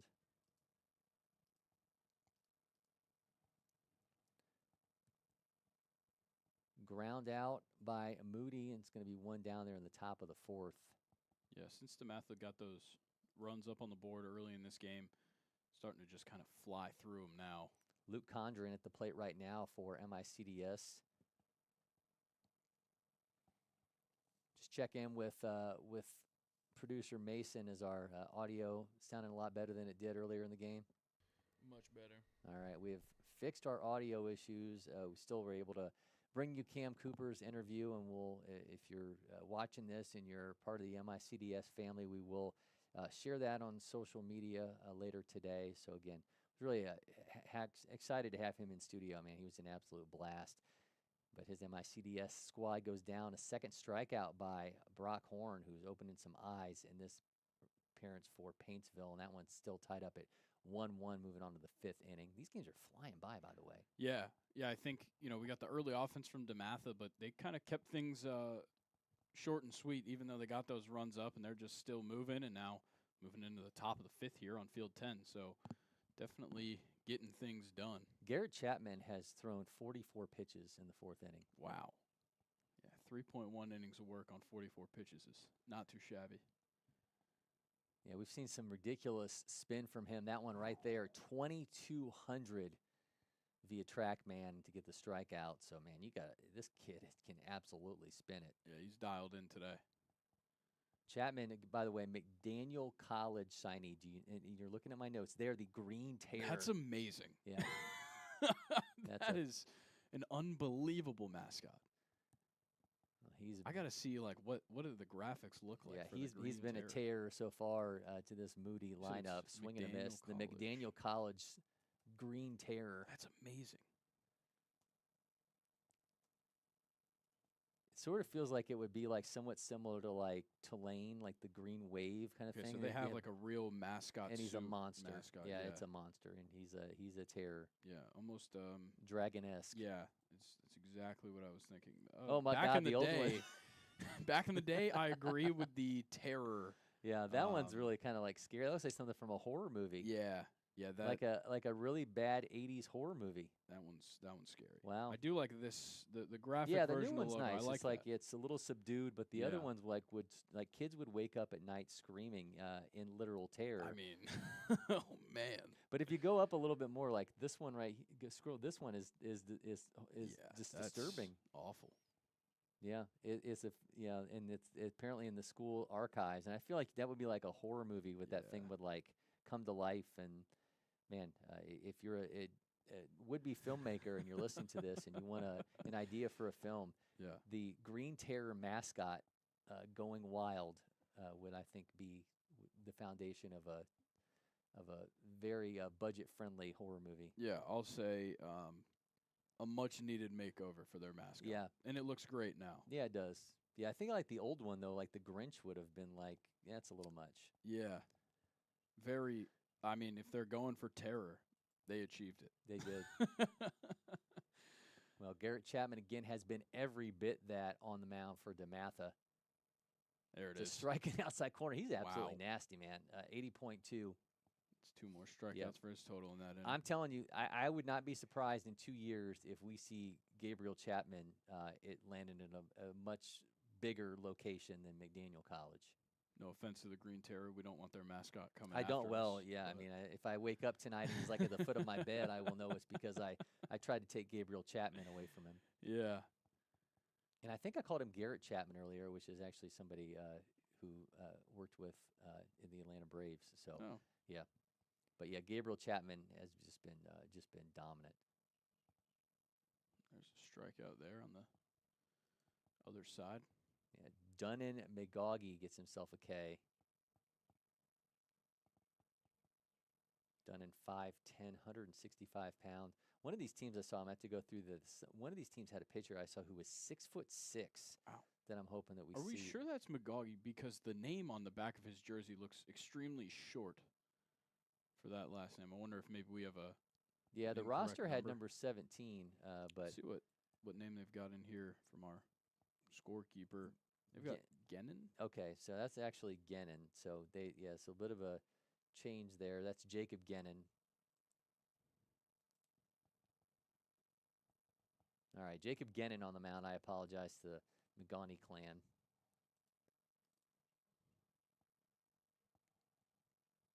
Brock Horn, the pitcher right now at the plate. Leadoff hitter and starting pitcher for this Paintsville squad.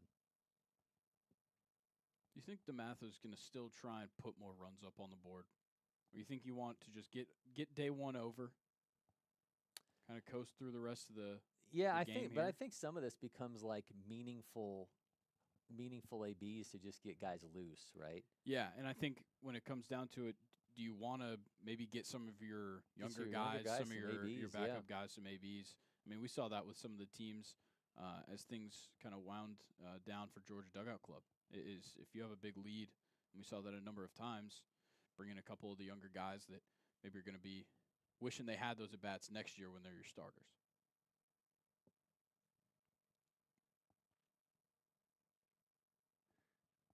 Talking about some roster oddities, this Paintsville team has 2 8th graders on So the roster. when you told me that yesterday, I was pretty surprised, and I was thinking about it this morning.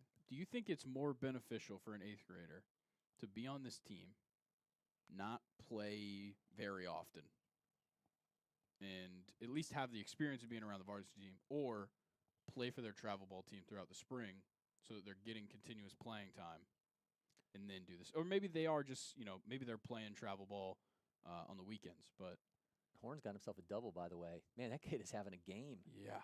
So think about this. Lucas Stewart, who is hitting 5 spots below Horn in this Paintsville lineup, played as an 8th grader last year.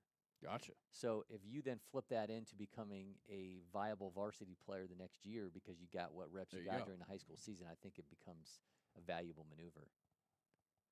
It's definitely an interesting thing that doesn't really It doesn't happen much. Yeah. It Well, doesn't I mean, happen look, much. it doesn't happen here in Metro Atlanta. Yeah, there's just too many people. Yeah, too many people, and anybody who has watched a high school game in this area knows. I mean, the talent is.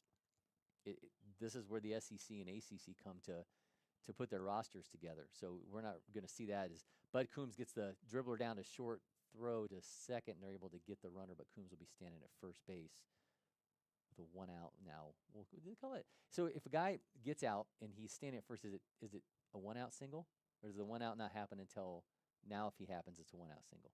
Well, I think either way, it's not a single, right? It's a Well, fielder's it's a choice. fielder's choice. All right, you're getting semantics on me here.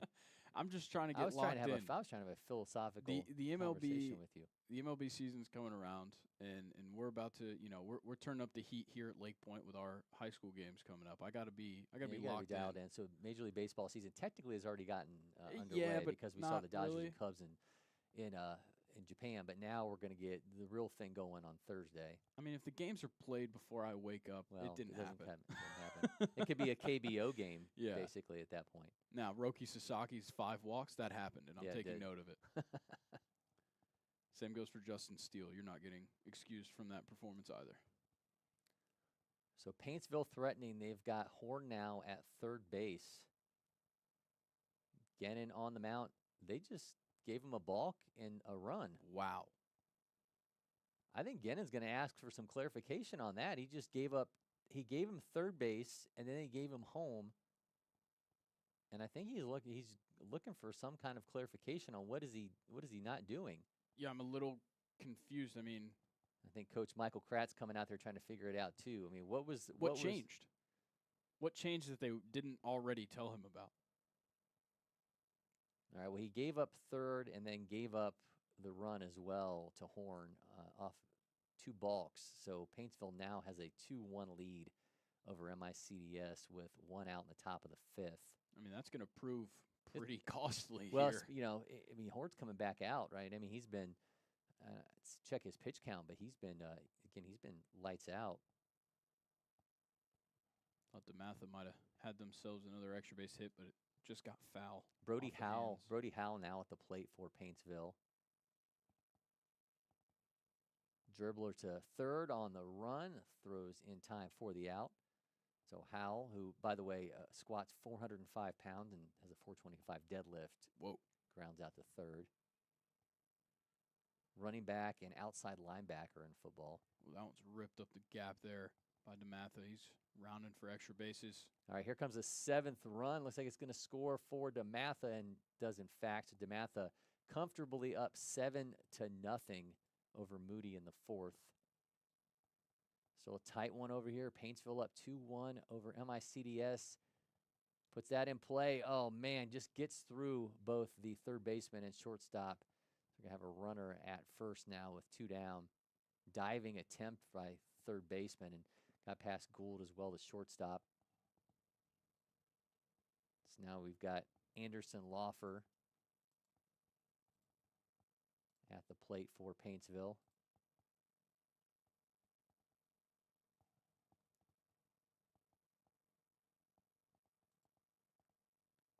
Laufer, we had him here for the 15U National Championship a year ago. Plays for Ohio Elite Baseball. And nasty breaking ball on that Moody Dematha game.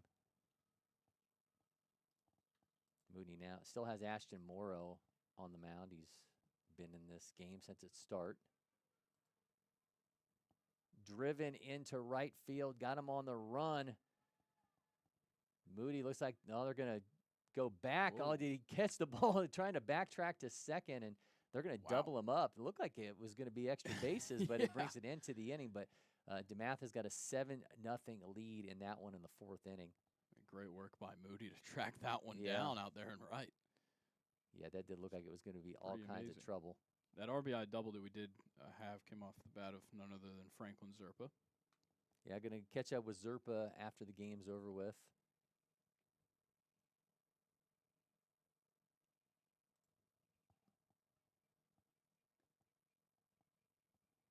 See if MICDS can get out of this jam they've found themselves in. Kind of unfortunate way for that run to come across to give Paintsville the lead. Now you're still kind of in treacherous waters as of right now. It's in for a strike from Jenin.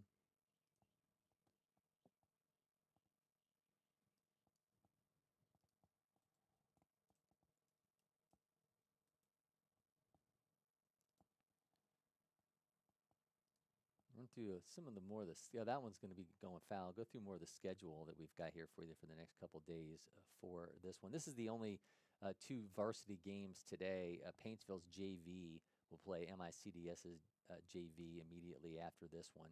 Then tomorrow, MICDS will play Moody, And Paintsville will play East Peoria. Meanwhile, Dematha is going to play Mars Hill. Yeah, saw one of the coaches from East Peoria getting the read on Dematha this morning. Yeah, tomorrow we'll also have Deschler High School against East Peoria.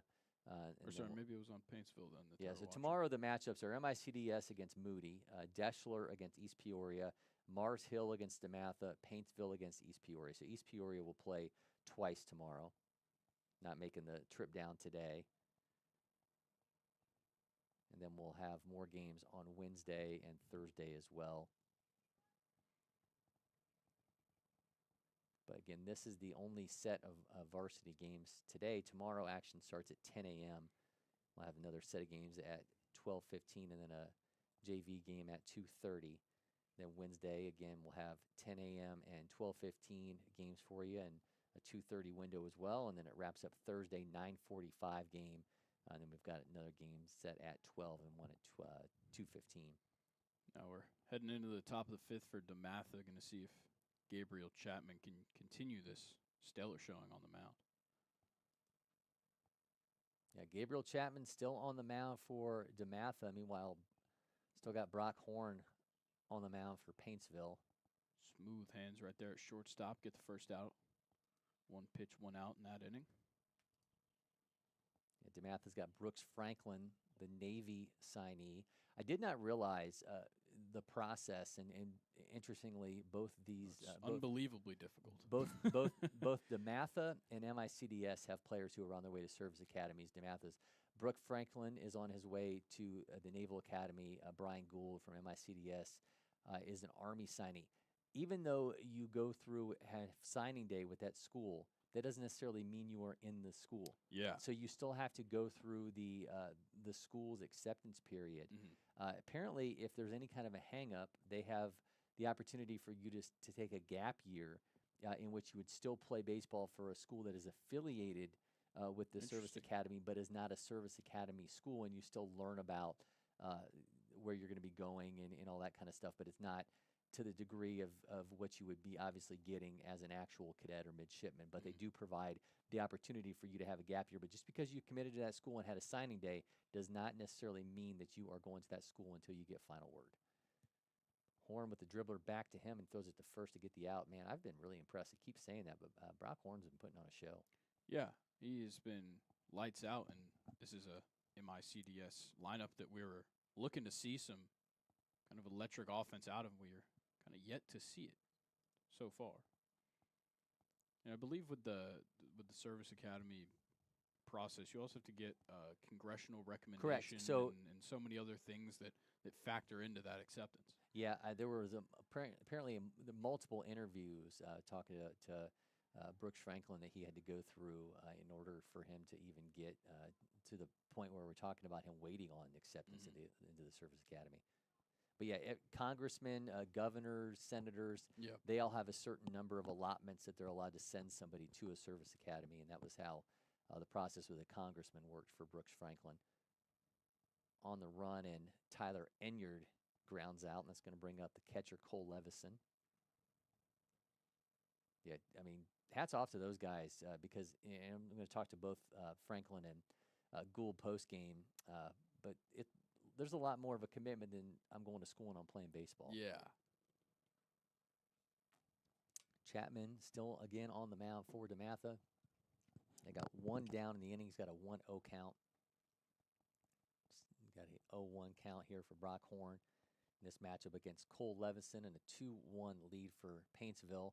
That one's on the ground, and that's going to get through for a base hit, potentially extra bases. Yep, taken off for second base. Cole Levison's got himself a double. 2 down in the fifth. Not sure what just happened there for Moody and Dematha. Like potentially a hit by pitch. I'm not necessarily, maybe a catcher interference. I think Zerpa's trying to get some clarification there. I think they did call catcher interference because I think he's a little confused. Well, either way, first and second base now for Moody with just one out. LJ Triplett steps to the plate for MICDS with a runner at second base, trying to get the equalizer here in the bottom of the fifth with 2 outs. Yeah, stepped up with an RBI hit earlier in this game. Oh, that one's off the inside of his foot there. All right, Triplett's got some serious speed, but he's not going to be able to beat that one out. But great work by third base. Levinson held up at third, and that's going to bring an end to the inning. Nice job defensively from Paintsville, and they continue to hold on to a 2-1 lead.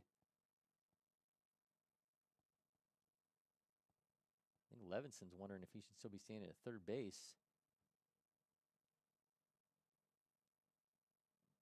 Yeah, a little bit of confusion there off the end of that play, but nonetheless, it'll bring an end to the inning.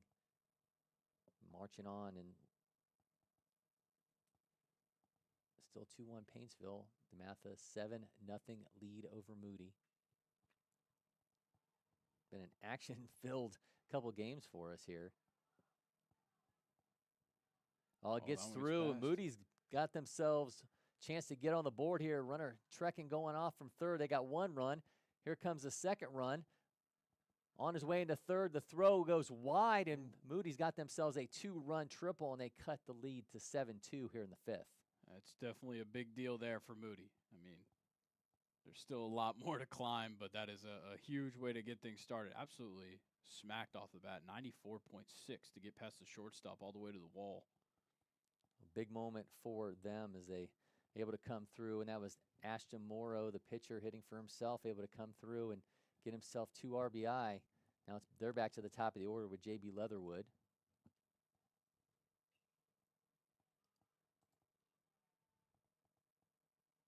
Jacob Gannon back on the mound for MICDS.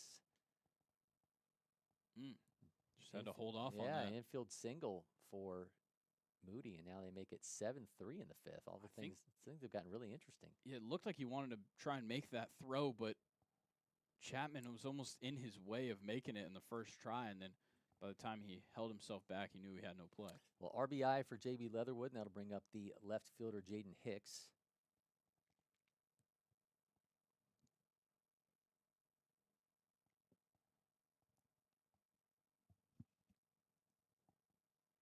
Well, Paintsville. Let's see who they got at the plate now.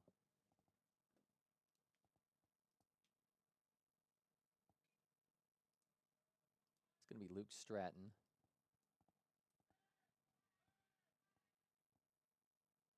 We're getting some of the ambient sound we can hear outside the studio here, so it kind of gives us a little bit of what's going on in these fields. Yeah, typically it would just kind of be random background noise when That's you've right. got everything rolling on all 8 fields, but when you just got 2 fields, you can get some. You can hear the fans from over here. Jacob Gannon pumps that in for a strike.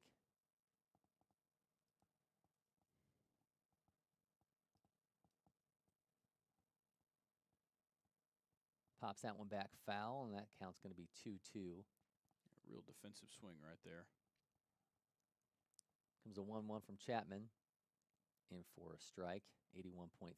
Velo's holding pretty well for him as he's sitting in the 5th inning. Yeah, definitely just trying to pitch to maybe get a ground ball. Anything you can get that double play. Try and get out of this inning. Next pitch will be his 70th. So the pitch count has gone up dramatically for him. Wasn't that long ago we were talking about him being in the 40s. Ropes that one into glove of the center fielder for an out. So still runner at first base, though, for Moody. They've got 3 runs here in the 5th to eat into this Dematha lead. MICDS picks up the strikeout there to start off the inning.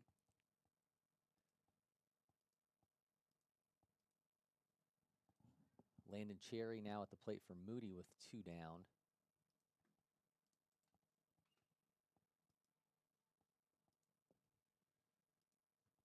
Now Lucas Stewart now at the plate for Paintsville with 1 down. Dematha gets out of it without giving up any more runs, but the lead shrinks to 4 as they head into the bottom of the 5th. So Moody strains one there, but as you mentioned, they did get on the board. While Stewart has an 0-1 count here against Gannon.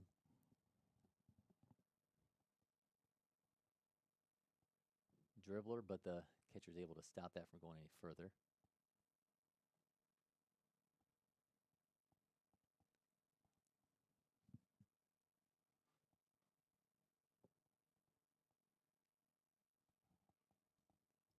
on the mound for Moody. Still got Ashton Morrow. It's 3 of the 4 pitchers in these games remain the same very late into these affairs. So surprising. Some of these teams, this is the first time they've really seen any game action.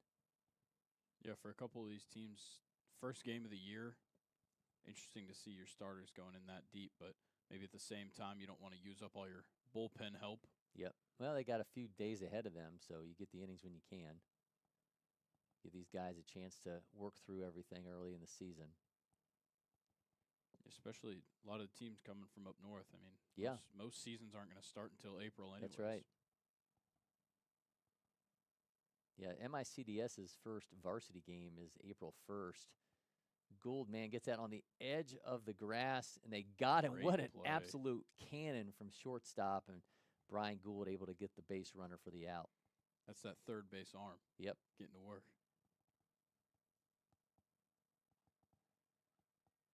Alex Kimbler now at the plate for Paintsville. Kimbler 6'1", 210 pounds. It's going to be followed by Dixon Kinchlow. Hit him on the shoulder, so Kimbler's going to make his way down to first, and that will bring up Dixon Kinchlow. Kinchlow, the 12th ranked shortstop in Kentucky in 2026, number 60 overall in the class. 14th prep baseball event for him, plays for Mid-America Prospects.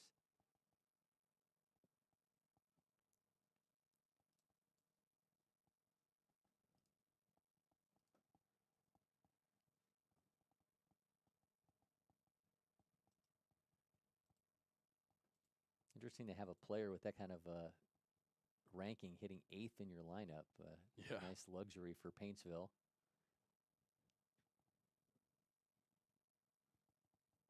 Exit velos around 87.9, bat speed around 78.8.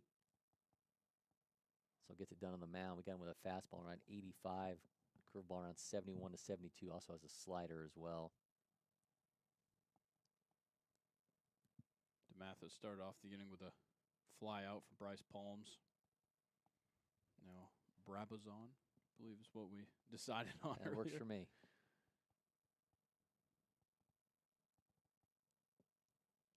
I got a 3-0 count here to Kinchlow.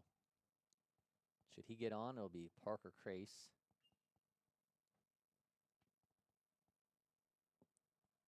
Thought the sun was supposed to start peeking out as we get closer to noon.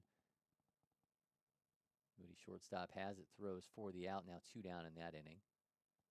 So Kinchlow draws a 4-pitch walk. Now Parker Crace's turn. Yeah, Gannon definitely dealing with some issues here late in this inning. You're going to want him to get through it, but no, let's see what Coach has to say. Michael Kratz coming out, see if he takes the ball away from Gannon or if he will continue. Big swing and a miss right there. You know, considering he's given up 7 runs, Morrow's still looking pretty good. I mean, he hasn't had any issues. He was just giving up hits. He hasn't walked a batter yet. Just gave up those 7 earned runs on the 9 hits he's allowed. I mean, he's facing a pretty good lineup. Yeah. You know, you got Jaden Dennis in this one, Clarion University signee.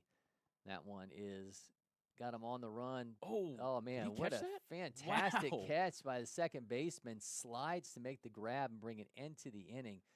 Man, Moody has come alive here in the 5th inning. We're headed on to the 6th. Dematha's got a 7-3 lead. Yeah, I mean, Moody's got all the momentum here they could have. Dematha scored the big 5-run inning in the first, and then had 1 run in the second. Brought back another one in the 4th to make it 7, but now Moody trying to swing the pendulum their way with the 3 runs their last time up. You see what they've got here in the top of the 6th.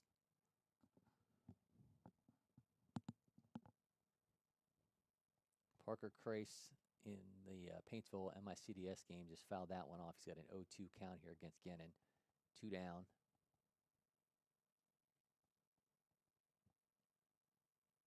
Miss high, counts on going to be 1-2. Cruz Howell standing at second base. You already got 2 runners on the bases, so going to want to be selective about your pitch here and try and generate that strikeout. Gabriel Chapman back out for another inning for Dematha, going through his warm-up pitches and strikeout for Gannon, going to bring it into the inning. Paintsville still leads 2-1 in that one as we move along to the bottom of the 6th.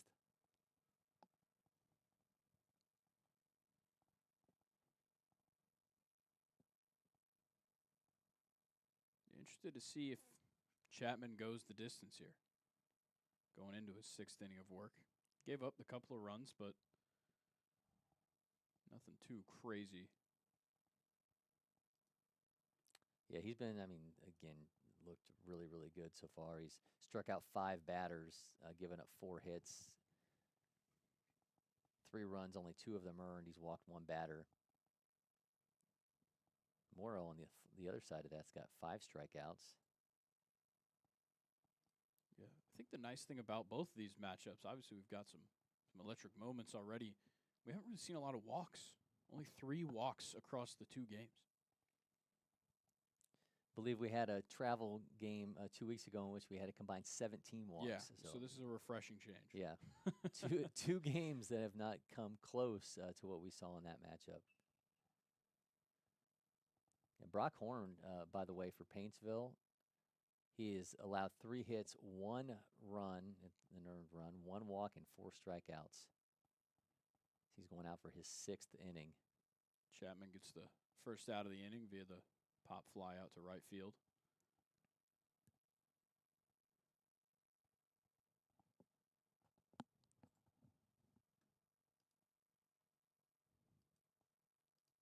Horn is going to have to deal with David Levinson, Brian Gould, and Harrison Sirkowski as MICDS trying to get that 2nd run across and draw even here against Paintsville in the 6th inning.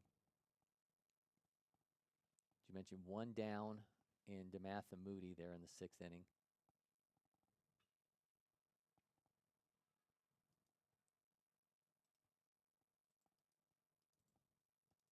Yeah, William Dutton at the plate right now for Moody.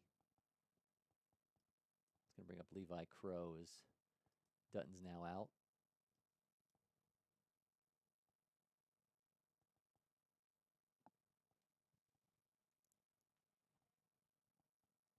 That was a 98.8 mile an hour line out.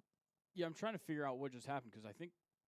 No, he's standing at yeah, first he's standing base. at first. Okay, all right. So he's got himself a hit at 98.8. Yeah, now he's going to get his courtesy runner. I was a little confused on what was going on, but yeah, 98.8 off the bat for the single.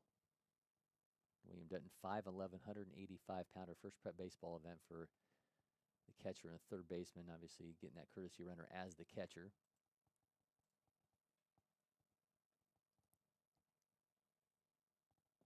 Dribbler to 2nd base, throws for the 1st out.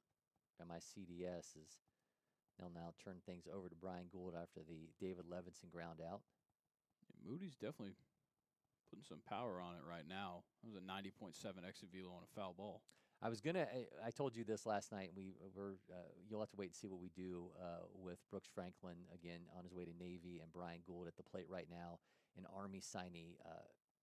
Brian Gould's jacked. If I would have had these 2 guys, and no offense to Brooks Franklin, who's standing at shortstop right there, number 13. So you see him, 13, number 4, Brian Gould at the plate right now. If I would have had these 2 guys do a push-up competition, no offense to Brooks Franklin, but I think I would have put my money on Brian Gould.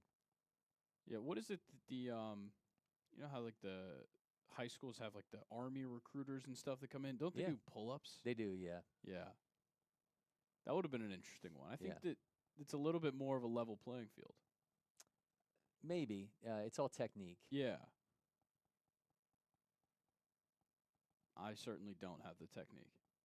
Oh, man. Gould gets a hold of that one. 91.9 off his bat, but that one is going to be hauled in for an out. Man, he put a charge into that one, but it's going to be out number 2. Seems like it just died out there. I thought that might have been gone, 91.9 off his bat, but Brian Gould flies out to left and now 2 down in the 6th. I think he just didn't get full barrel on it. Now Harrison Sirkowski, the left fielder's turn with 2 down. We got a 2-2 count over in Moody and Dematha. Nice breaking ball from Horn. I'm just going to throw it. He's going to be a name I think we're going to be watching this summer. Yeah, I mean, he's looking really good right now. He's not blowing you away with the fastball, but he's got the control. I think that's the biggest thing you see right there. He's got control. He moves fine on the mound. I mean, it's not anything unorthodox. He moves pretty well. Sirkoski, hard hit ball to shortstop. Oh, man, he tumbles off the Stay bag, on? but he stayed on the bag and got the out they needed to bring it into the inning. Paintsville continues to lead 2-1 over MICDS. Brock Horn, by the way, at 2025. Uncommitted 2025. Been awfully impressive. If anybody's out there and has the ability to get in touch with our guy, I urge you to do it. He looks real good today. Sure does. Can hit up Coach Walt Crace, or I'm sure the guys at Prep Baseball Kentucky can help you out as well. All right, Gannon coming out for another inning of work for MICDS. Garrett Chapman's got Gabriel Chapman has an 0-2 count. Just surrendered the hit by pitch on the 0-2 count. Yeah. A little bit tough right there. So now you got 2 runners on, 2 outs.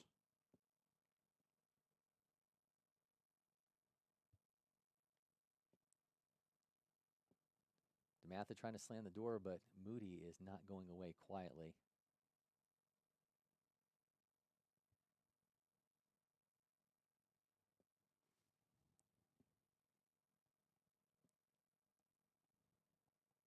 See what Chapman's got in store for him. Swing and a miss. Count's going to be 0-1.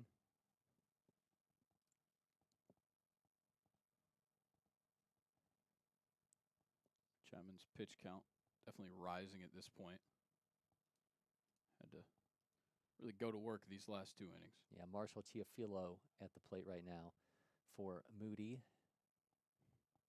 Teofilo, I had to ask about that one pregame. It's a good idea. First prep baseball event for this 2026. Plays for Tri-County in the travel season. He's coming in as a pinch hitter, excuse me. He's relieving somebody of their AB. I believe this is his second at bat now. Or potentially pinch ran for someone earlier, because he did score a run, but he doesn't have an at bat in the system. Yeah, so our kind of control room we got in here, we got all these games going on, but we've also got a ton of stuff, as I mentioned earlier, on our desktops. We've got box scores, we've got game notes, we've got all this prep baseball profiles. So a lot to comb through as we bring you these watch parties. A little more complicated than when we're just doing one game. Yeah. But we will do this again next week for another round of the spring break experience. We'll do it the following week, or later that same week, actually, with the Battle for Bartow, and then we'll cap that one with what I think is probably going to be one of the best games in the state of Georgia all year long at any level between Etowah, Prep Baseball's number 3 team in the nation, against Houston County. Yeah, that one's going to be really exciting. I'm obviously excited as a former Etowah High School student to see those guys getting action up here.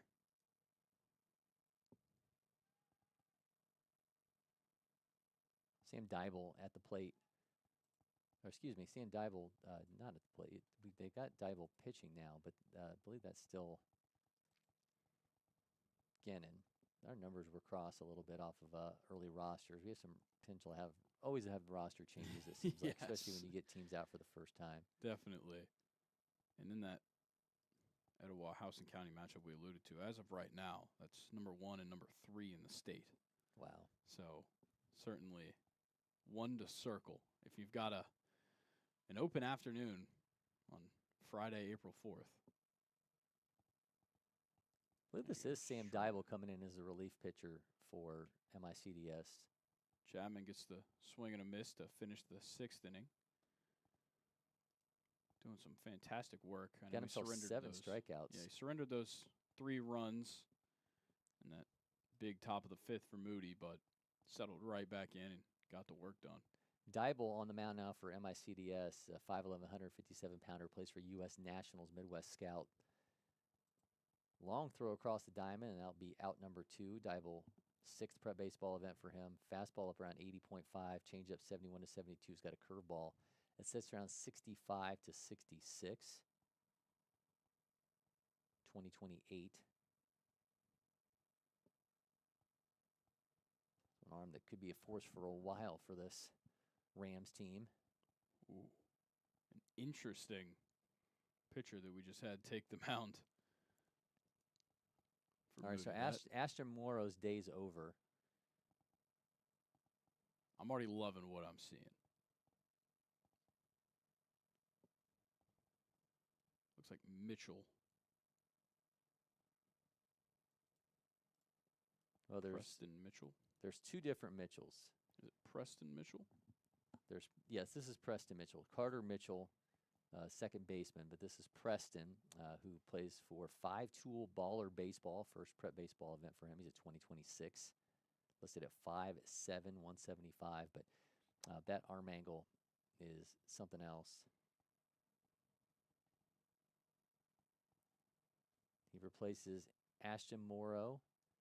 Morrow went 5 innings, allowed 9 hits, 7 runs, all earned, 5 strikeouts, no walks.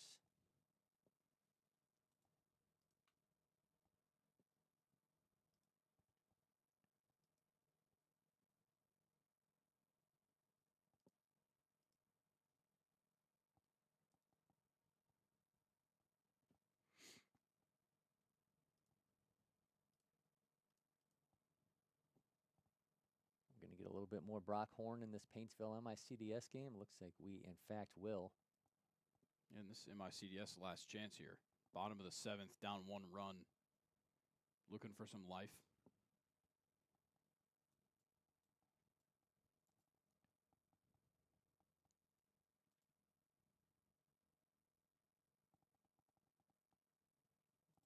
I don't know how I've managed to do this, but this is the second time I'm going to bring up this name on a broadcast. But Pat Neshek is exactly what came to mind when I saw Mitchell throwing.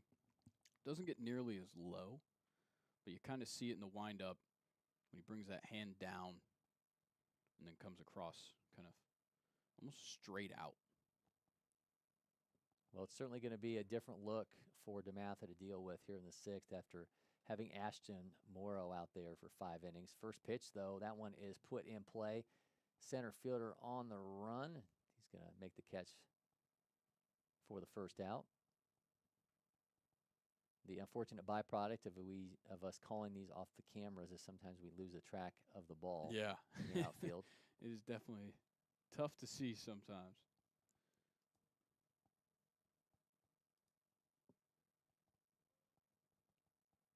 Dematha's got Brooks Franklin, the Navy signee, now at the plate.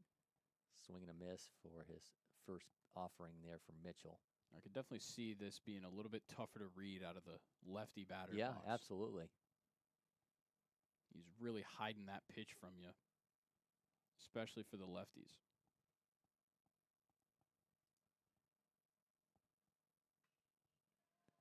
Goggy at the plate right now for MICDS has got an 0-2 count as they try to get something going here in the 7th. Ooh, put a ride in that one up the middle. Franklin for the sends that up the middle. Goggy goes down on strikes against Horn, so now 1 down in the 7th. That was 91-2 off the bat for that single up the middle. Luke Condren steps in now for MICDS.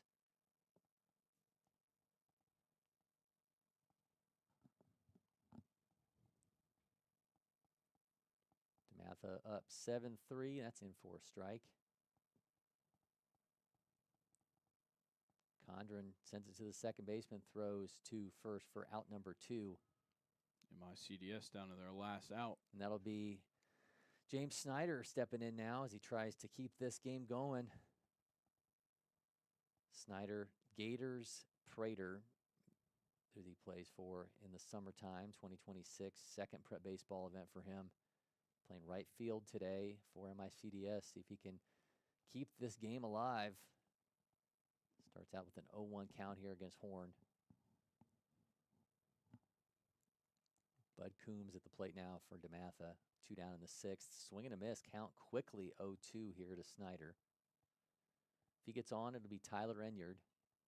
Inching closer to that top of the order, but they're going to make some magic happen in order for that to happen. That one into right field, and James Snyder comes through with a 2-out single to keep the line moving and bring up Tyler Enyard. Yeah, that second baseman was shifted up the middle, and he just let one come to him, hit it opposite field, and now he's standing on first, giving his team a little bit of life here late. Horn, 83 pitches.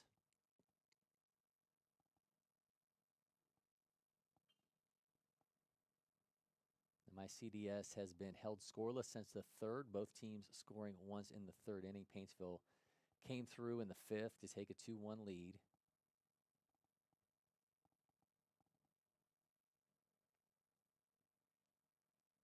It's in for a strike. Count now 1-1 here to Enyard. Cole Levinson, the catcher, in the on-deck circle.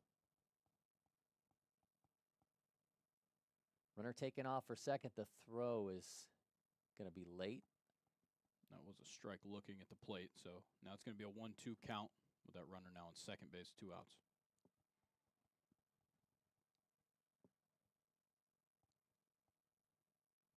So now they got Snyder at second. As you mentioned, a 1-2 count here to Enyard. Horn misses. Oh, they're gonna what a get scoop the, by the catcher. Man, what a fantastic job by the catcher. He absolutely saved that one, man, because that could have been all kinds of trouble. Gets away from him. He's standing at third, if not making a jaunt for home, but able to get the runner in a potential rundown and got him at third and brings an end to that one. So Paintsville, 2-1 winners over MICDS. And, man, we talked about it. I think Brock Horn, absolutely the story in this one is he just looked fantastic. Yeah, what a performance on the mound. Complete game, allows 4 hits, 1 earned run, 1 walk, 5 strikeouts. Yeah, it was great. And we saw him pitch out of quite a few jams throughout this. I mean, even that last one right there. And that was a great play by the catcher, by the way. Seemed like Horn kind of lost that one a little bit, and his catcher made a fantastic scoop and just caught the runner in no man's land.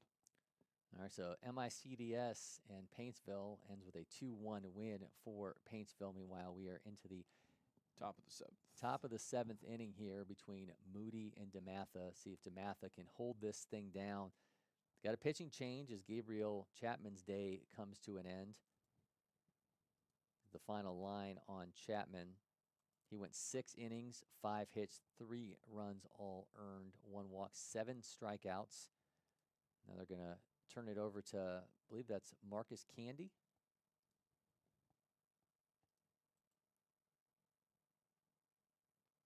Yes. That's what I'm saying. Michael Candy, I'm Michael. sorry. Yeah. I'm just naming people.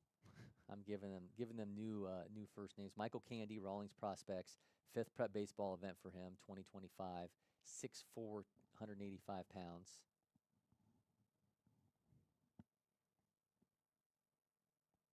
This is Moody's last chance as of right now. If they're able to score 4 runs here in the top of the 7th, we'll see Dematha come up again. But for Candy, his hope is that just get work done here and finish day 1 of the spring break experience here.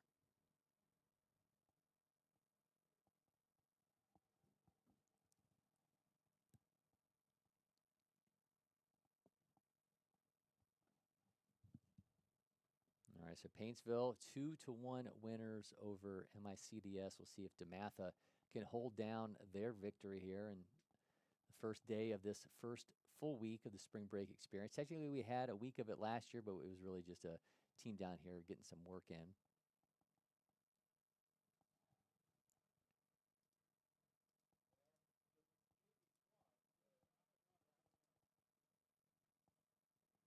All right, looks like we're about to get things rolling here. Moody's last chance here at the plate to make something happen. Be a huge comeback if they do mount one. Well, they'll go Cole Self, the center fielder, and he'll be followed by Ashton Morrow, and then it's the top of the order with J.B. Leatherwood. They have not gone away quietly, though. They gave up 5 runs in the first inning, did Moody, as Dematha took a 5-1 lead after the first. They led 6-1 after the second, 5-0 after the first, 6-0 after the second, 7-0 after the fourth, and then Moody busted through with 3 runs in the 5th inning. Get us where we stand now in the 7th. They've been out hit 10-5. Candy missed low on that one.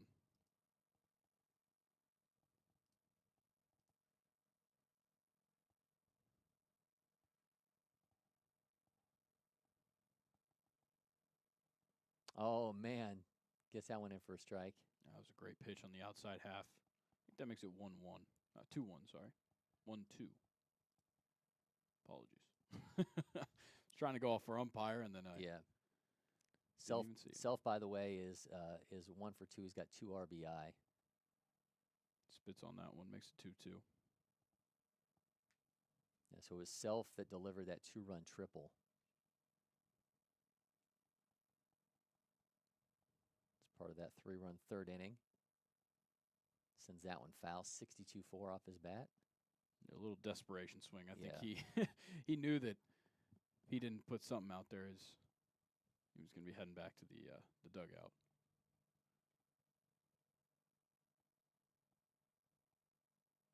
All right, here comes Candy with the 2-2. It's going to miss outside. Count's now going to be even.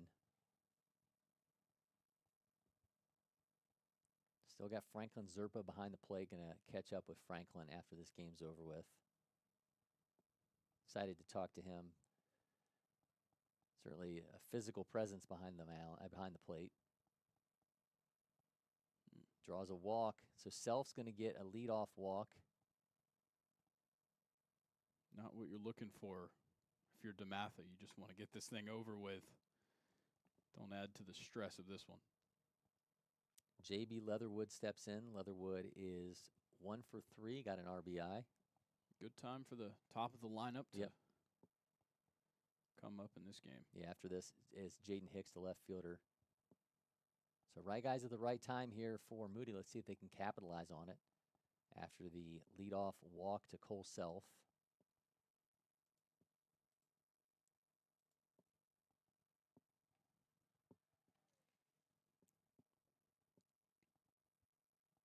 Comes the 1-0. So Leatherwood gets hit.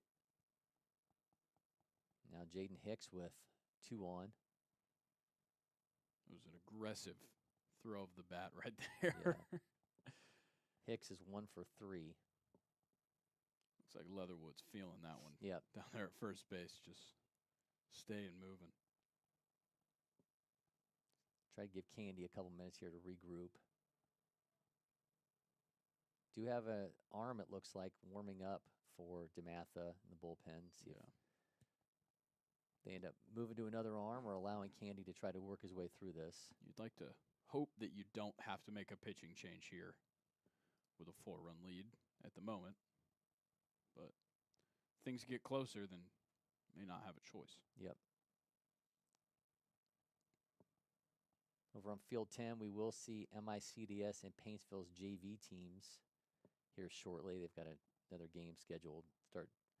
Was scheduled for 12:15, but we'll see if that goes a little bit later.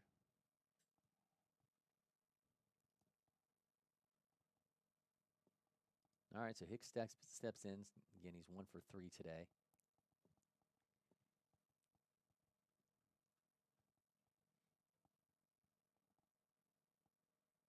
Candy just misses low. One thing to keep an eye on, if Hicks puts this one into the outfield, Leatherwood definitely was feeling that ball to the leg. Might not be able to really run these bases as fast as he would like. Another miss low out of the hands of Candy. Count now 2-0 here to Jaden Hicks. Landon Cherry, the third baseman, in the on-deck circle.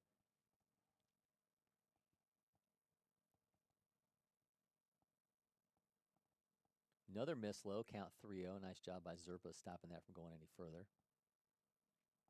Candy definitely needs to pull his things together here if he wants Dematha to get out of this.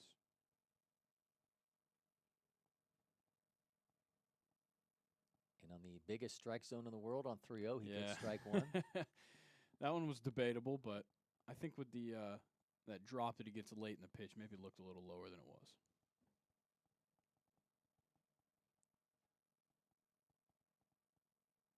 That one's too low. Yeah, that one is too low, and he will walk the bases loaded. Landon Cherry is going to come in, and that's going to bring an end to the day for Michael Candy. All right, we're going to take a quick break here in studio. When we come back, we'll tell you about the new arm for Dematha. Next. Next. Stop. You got it? No. Keep going. Again. Next. Next. If you don't pick one, Oh, you have time. Am I keeping you from your job? Next. I don't even know where I am anymore. Stop. Do we finally have it? Let's go back to the beginning. Are you Your joking? electric future customized. The fully electric Audi Q4 e-tron.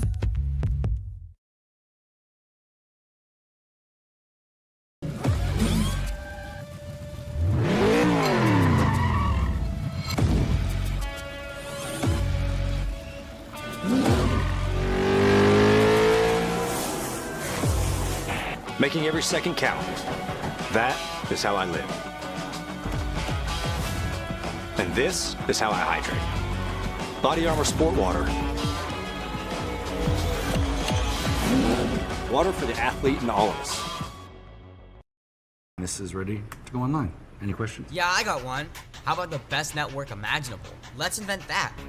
That's what we do here. Quick survey. Who wants their internet to work pretty much everywhere? And it needs to run smooth, like super smooth. Hey, should you be drinking that? It's decaf.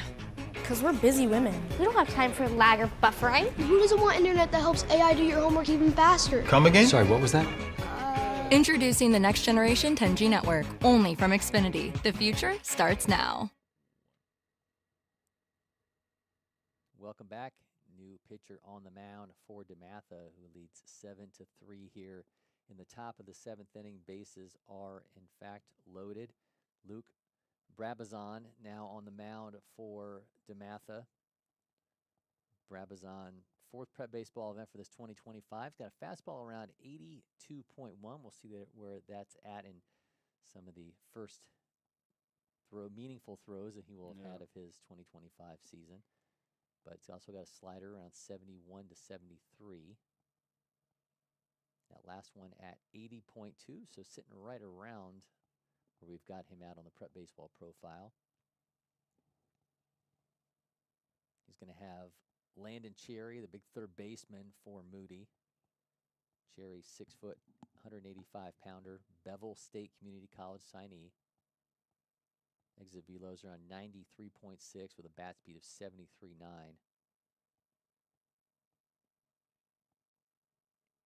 Back when he was a 14-year-old, played in the 14U National Championship here at LakePoint Sports. It looks like Brabazon on the mound. Going to give you a lot different look than what we got with Michael Candy. More of a straight, flat fastball, but a little more velo there. 84.1. Yeah, man. Yeah. So uptick on the prep baseball profile. Again, we had him at 82.1, so 84.1.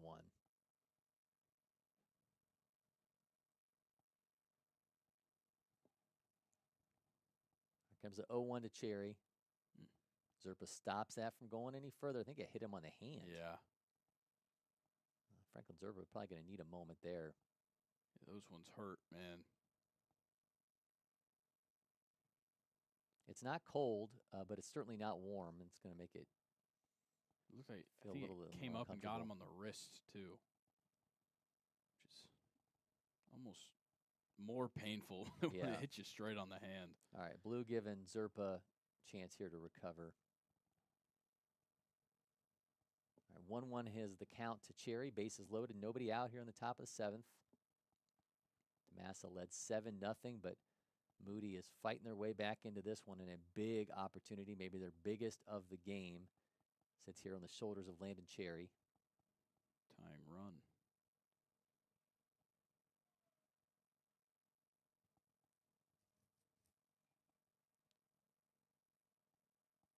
See Paintsville's victorious players walking in the background after getting a 2-1 win over MICDS. It's a mouthful for sure. Yeah. Wonder what these teams go off and do. I mean, you're obviously not going to sit in your hotel room for the rest of the day. Oh, man, crushed. laser off the end of his bat. Foul. 95-5 goes foul. Man, that could have been 2, if not 3 runs.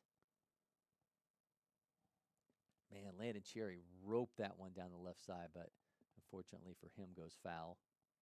Yeah, with that pitching change, Leatherwood got plenty of time to massage out the hit by pitch. Yeah, dribbler goes foul, count 2-2. It looks like that one just caught the cap of the bat.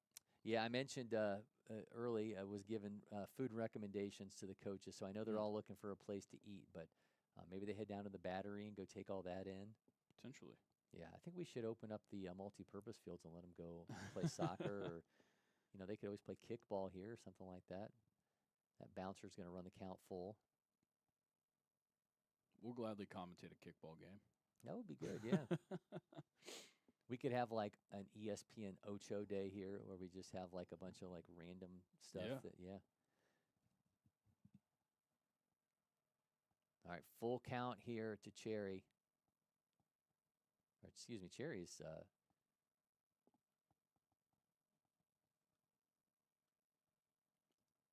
yeah, it was Landon Cherry. Well, it walks in a run. Now a 3-run lead for Dematha. All right, so no outs. Yeah, J.P. Sands now at the plate, first baseman.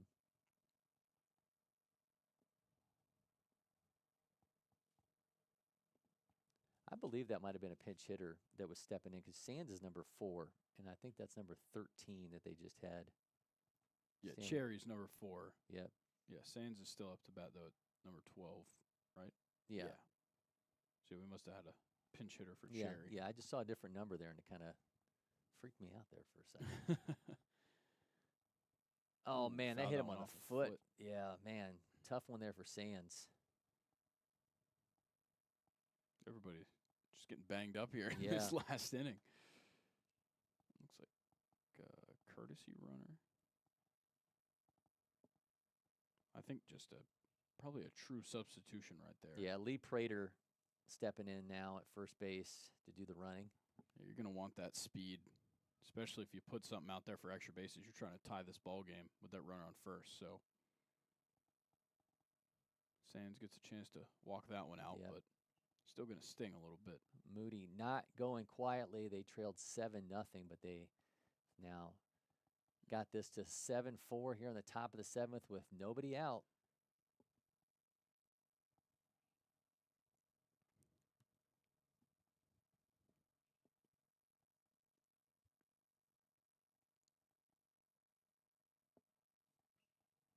Luke Brabazon on the mound for Dematha, coming with the 0-2.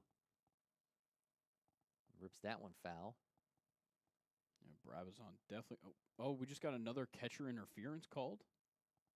And that's going to bring in another run. Wow, okay. So the interference going to make it 7-5, and second time that's happened for Zerpa behind the plate. It looks like maybe he's just putting his hand out a little bit too far, catching the end of the bat. William Dutton now, bases remain loaded. Still nobody out here for Moody. The top of the 7th. Dematha trying to slam the door, but not going their way here as they're trying to just search for that first out. There's a strike to start off the at-bat, but not making things easy for themselves. Yeah, this is William Dutton. Paintsville's players all coming back now. They realize there wasn't anything else to do in this moment. Yeah. Or their bus isn't here. That could also be the case. Yep. Now they'll send a freshman to go see. I guess 8th graders for That's, Paintsville. yeah. You send the 8th graders. Go to do send the 8th graders. Go let the middle school kids see if the bus is here. All right, 1-2 count here to Dutton. Miss inside.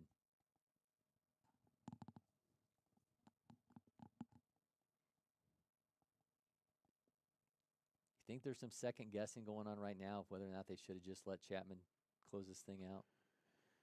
I would be thinking about it, that's for sure. I mean, the pitch count got high, but yeah, get the punch out All right, there, yep. first out of the inning. All right, Brabazon does his job, gets Dutton down on strikes, and now it's going to bring up Levi Crow.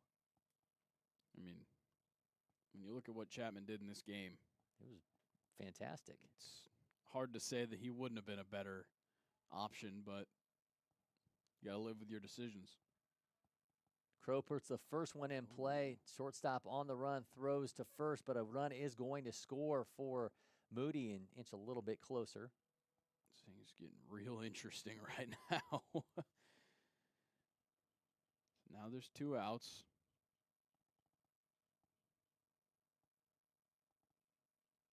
Is it not 6-7? I think it should be 7-6. Okay. I think the scoreboard did not update off of that run following the interference call on Zerpa. So I believe it should be 7-6 with 2 outs. But nonetheless, Carter Mitchell now at the plate with 2 down. Caught the outside half there for the first strike. Last chance for Moody to bring this level or even take the lead. Oh, Brabazon just misses pitch. outside. Yeah, look exactly the same.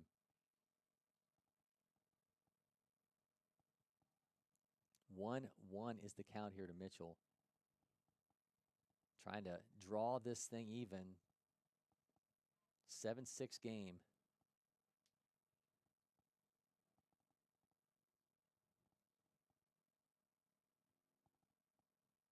Yeah, think about the intensity level has just changed so much for Dematha. I mean, you take a 7-0 lead. Yeah. You know, maybe you're even having those conversations. Maybe you don't want to have those conversations, but maybe you're having those conversations early about, man, is this going to be a run rule? I mean, they take a 7-0 lead after 4 innings, but Moody just would not go quietly, and they have got themselves in a spot here in a 7-6 game with 2 outs in the top of the 7th where they could potentially take this lead, if not pull even. Yeah, well, this is the best chance you'll have here for Dematha to get out of it. 2 outs, 2 strikes now.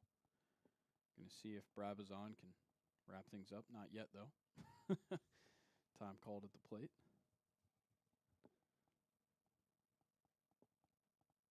All right, Dematha, if Moody can draw this even, will get a chance to hit in the bottom of the 7th inning.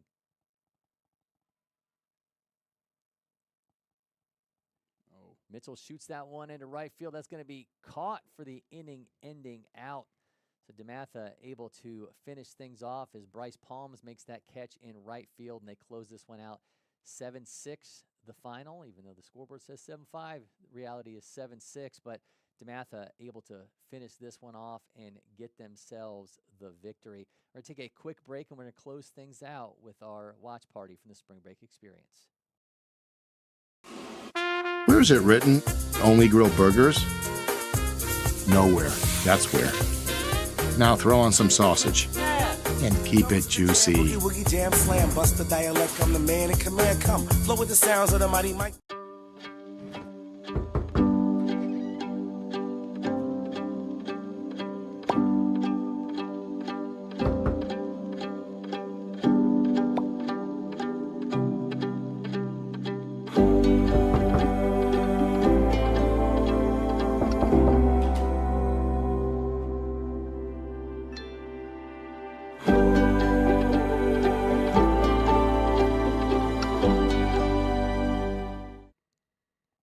So Dematha and Paintsville winners in the opening day of the Spring Break Experience here at LakePoint Sports, and we're going to have another watch party for you next week, so make sure you look for that. We'll have information available on Facebook, X, and YouTube, and you'll be able to find all those broadcasts there as well. But first Saturday, we're going to have coverage of Canes, STT Black, and USA Scout at 10 a.m. in the Prep Baseball Open, part of the Publix Legends of the Spring weekend. That one scheduled for 10 a.m., so you won't want to miss that or any of what's going to be a jam-packed weekend across campus. So until next time, for Cam Cooper from MICDS, who stopped by, Grayson, Rosen, and producer Mason Monroe, I'm Cory McCartney, and we are signing off from LakePoint Sports.